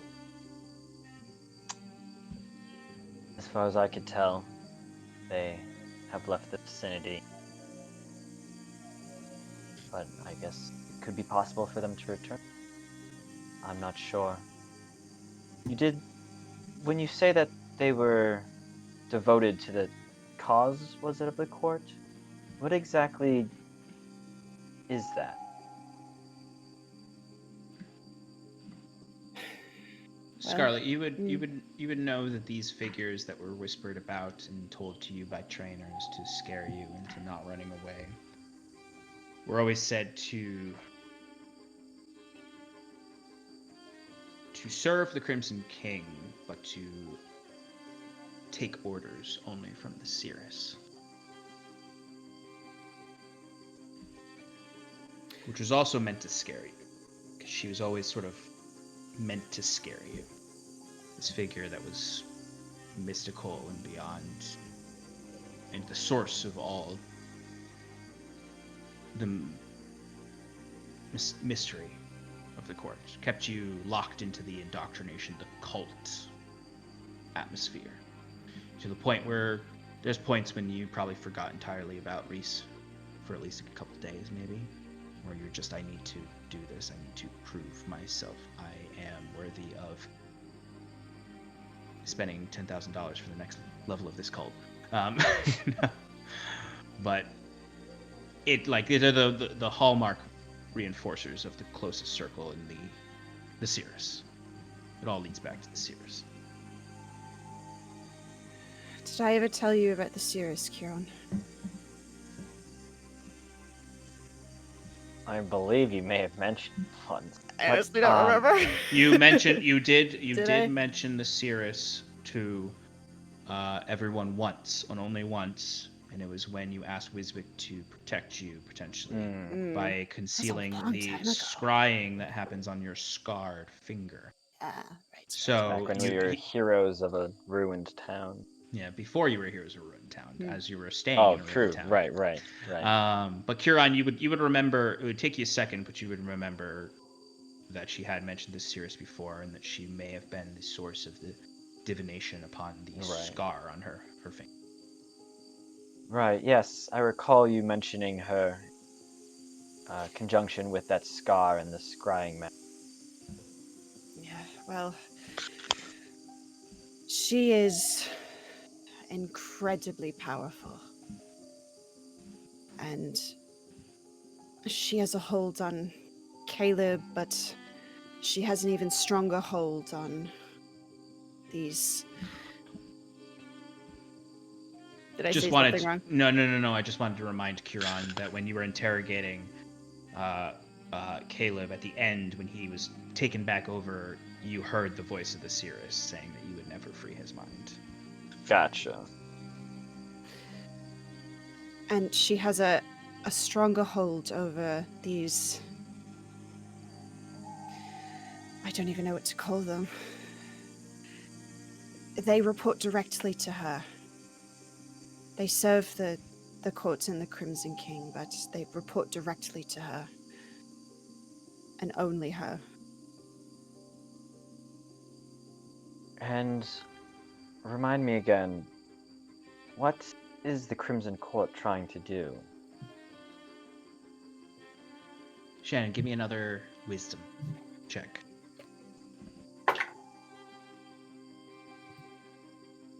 $18. Things are, of course, fuzzy around your time in the court, even though it's the closest memories you have. When you ran out into the night in the rain, ripping down posters of your own wanted signs in Gristrom. The further you got away from the court, every mile seemed to doctrination started to vanish. And you can pull back some memories now, maybe because your mind's a bit clearer than it was then. You weren't so singularly you're not so singularly motivated, so memories from all of your life might seem to start slowly coming back that you may have suppressed in order to focus on your mission. The last thing you remember is part of the papers you stole from William Mason's desk before fleeing. Mentioned their expansion into the Praxis Peninsula to attempt to begin tarrying trade lines. Piracy. They're planning on getting into piracy as their next big venture. And do I know anything about that peninsula? Pyraxis Peninsula? Give me another wisdom check. So much wisdom. That one's not as good. 15. That's what you needed. Hell You yeah. remember from your childhood, actually, the Praxis Peninsula. Oh. Mentioned often in your hometown of Cindermire, since you lived close to the mountain pass that led to the Praxis Peninsula. You knew the mountain pass as the Dwarven Mountain Pass, because you knew that the Diamond City was there that delved into the ground, the Dwarven capital. You'd never been there, but you heard tales of Praxis Peninsula being where strange folk would come with red, blue, green, silver, gray skin, flowing hair with elemental features. And people used to judge your father in the village. You remember walking down the street as he carried his wares to the market. People would look at him oddly. Oh, that man fell for an Afriti, I heard. Look at his children. Straight from the Praxis Peninsula she walked into the village and seduced him. Look at him now.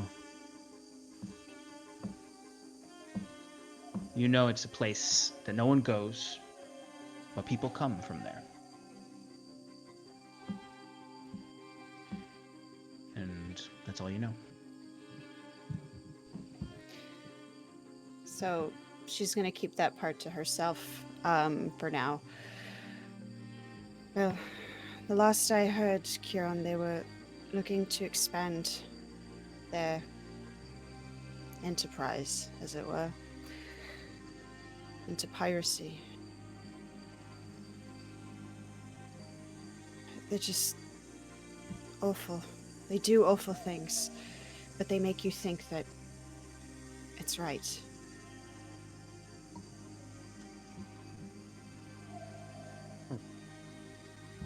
Do let me know Thank if you see that person again, or if you see anyone else with red eyes.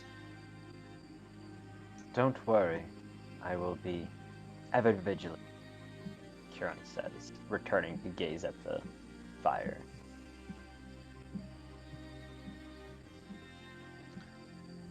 So, you all train and eat in the morning. You notice over and see Robert holding out the long sword Cal gave him. As you can see, Embla kind of with the flat of her blade moving his arm into a position. And then occasionally lunging at him just with a quick strike to test his reflexes. Before long, Cal is finished meditating. I presume, I don't know how long Timber wants to hold him here. You're Can't hear so muted, bro. I'm sorry. At least for like 30 minutes to an hour. If Cal tried to get up earlier, Timber would have with his eyes shut, just like thrown like a nearby rock like past his eye, like his face, so that he just like sat back down. Yeah. No, Cal knows what it is to be training under a harsh master. Timber, are you actually also trying to meditate with him? Yes, he was. Okay. Timber, give me a quick wisdom check. Oh, sure.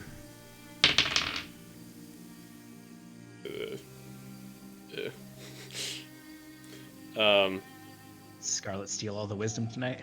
Yeah, she did. I got a 10. Okay, not so bad.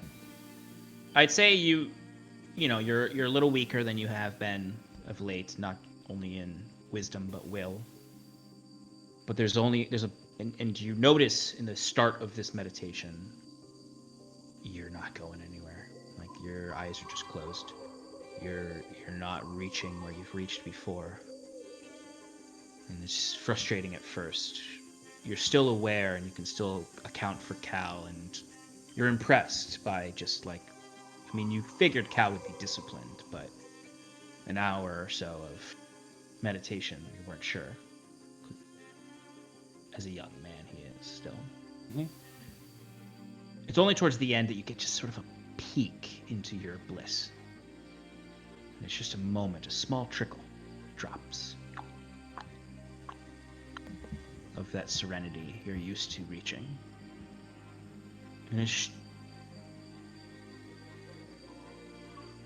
like a dehydrated, starving man into a dripping well that's barely any water left but what is left on the last stone at the base. You're absorbing it all.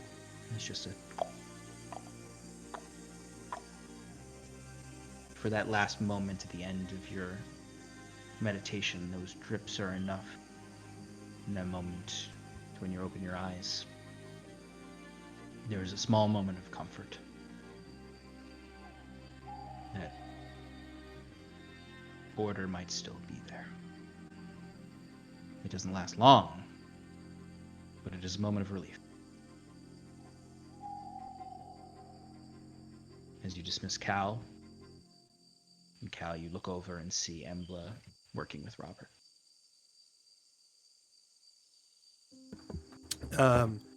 Yeah. I might give him some like body weight strength exercises to do. Yeah. Embla kind of gives him like one last kind of like tuck of the palm and of the shoulder before a quick tap on the chin with the flat of her blade before sheathing her sword and looking to you and saying, "Your master is here now." I give her the dueler's bow as like a thank you. Yes, and she returns it in Gwyn fashion. So you all have your mornings. you get ready to move for the day. What direction would you like to move in? Towards Caerdolan.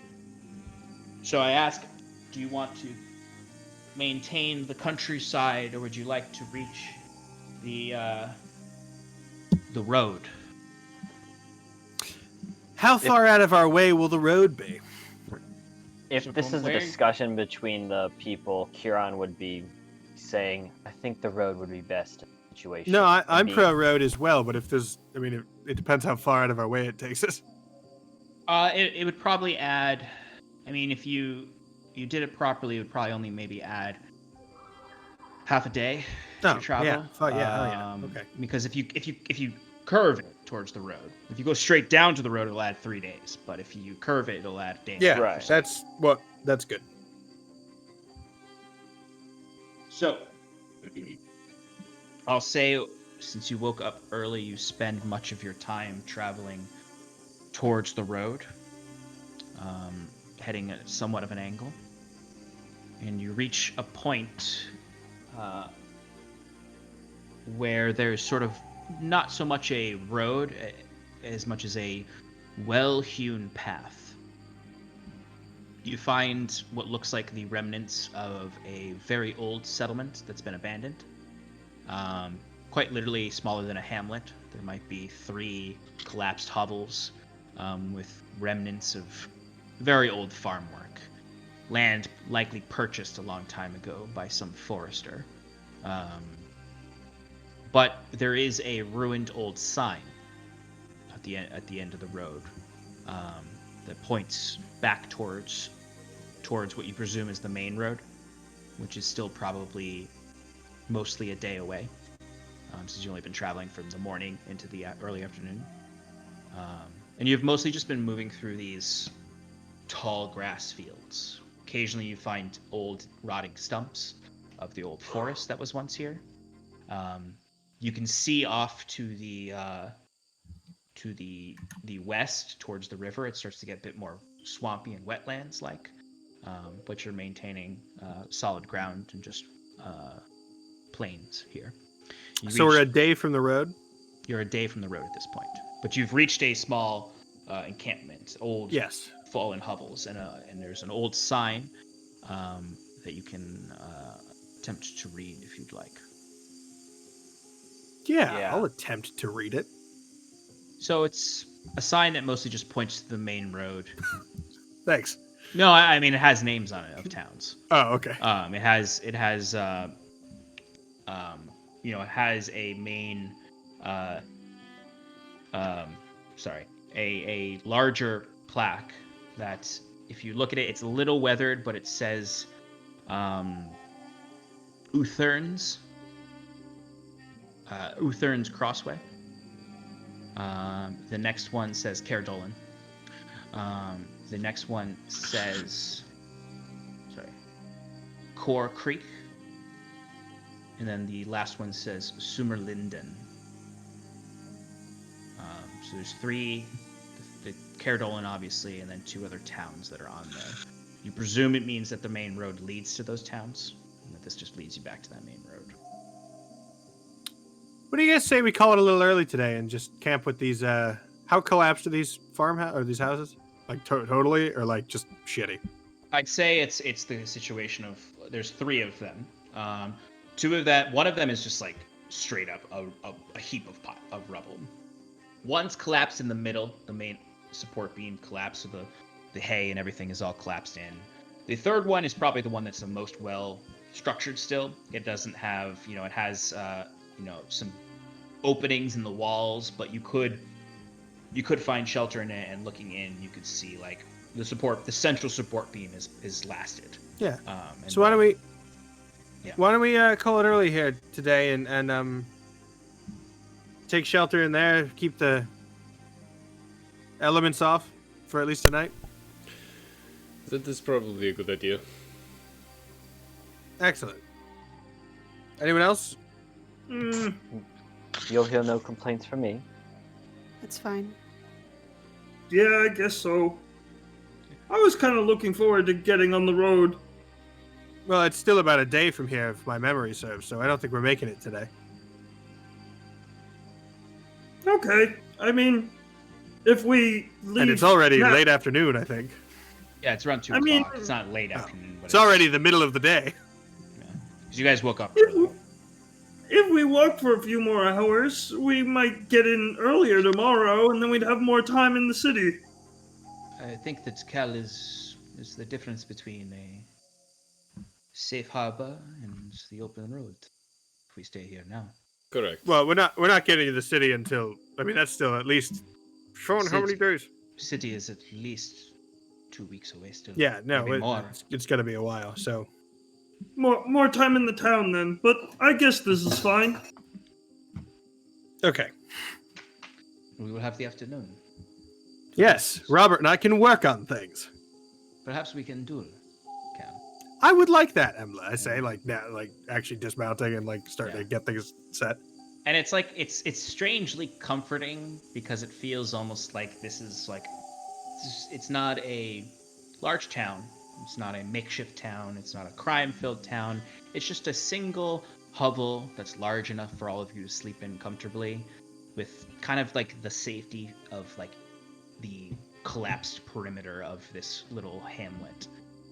You feel weirdly safe here as you start to lead the horses to safety and step inside of the hovel, and you can smell smells of rotten hay for sure, but a little bit of cleanup this afternoon, and you can have a fine evening here. Excellent. And with that, as you begin to settle in for the afternoon and evening into this small hovel, the sun bright in the sky. It's a hot day, probably 70 degrees outside at this point. It's truly getting into the heat of late spring and early summer. You're all a bit more tired than you normally would be. The open road ahead of you, your destination still far beyond that you're not really even thinking about what you're going to do there yet. But with some tense things still in the mind, such as a strange, stalking, crawling figure of the Crimson Court, Timber's disruption, and mental health. And overall, just finding direction. You find safe harbor and sanctuary in this small group. And that is where we'll end tonight. Pick up next week. Thank you everyone for sticking with us, almost to 11. Next week we will continue this journey. We will have a pleasant little afternoon where there may be some sparring and maybe a fine dinner cooked by our party. And then the road will take them where they will. They have some choices, as they can see by the sign that leads to the main road. All roads in Oxland lead to Caradolin, though. And with Curon's vision, he'll surely guide them to the right location. Thank you, everyone, for joining us tonight. It was a very fun evening. I hope to see you all next week. Have a lovely week. Make sure that you check out all of our shows this week. Relaxing in Paradise will be back this week. Cardboard Contenders will maybe be around this week, but Relaxing in Paradise will definitely be back. And then, of course, check out the Tim Enchanted Power Hour on Sunday, where they'll talk about tonight's episode, and also talk some game theory with some lovely folks from the TTRPG community. But very importantly, check Saturday. out Saturday. Yes. One shots. No, sorry, I canceled that, guys. But very importantly, it. it is literally our first other D&D game, essentially, other than the one shot with 2 DMs. DM'd by our lovely Stefan. I'm very excited to be producing it. So I'll be there watching with all of y'all. I'll be in chat. It'll be a great time. Some really awesome players from the community. Please check it out. Keep an eye on socials for all the announcements. And we'll see you on Thursday, maybe Wednesday, definitely Saturday, definitely Sunday, and definitely back here next month. Have a good night, folks. Well, Thanks for definitely. joining us in Paradise. Thanks, everybody. We love you. Bye. Bye. Good night, folks.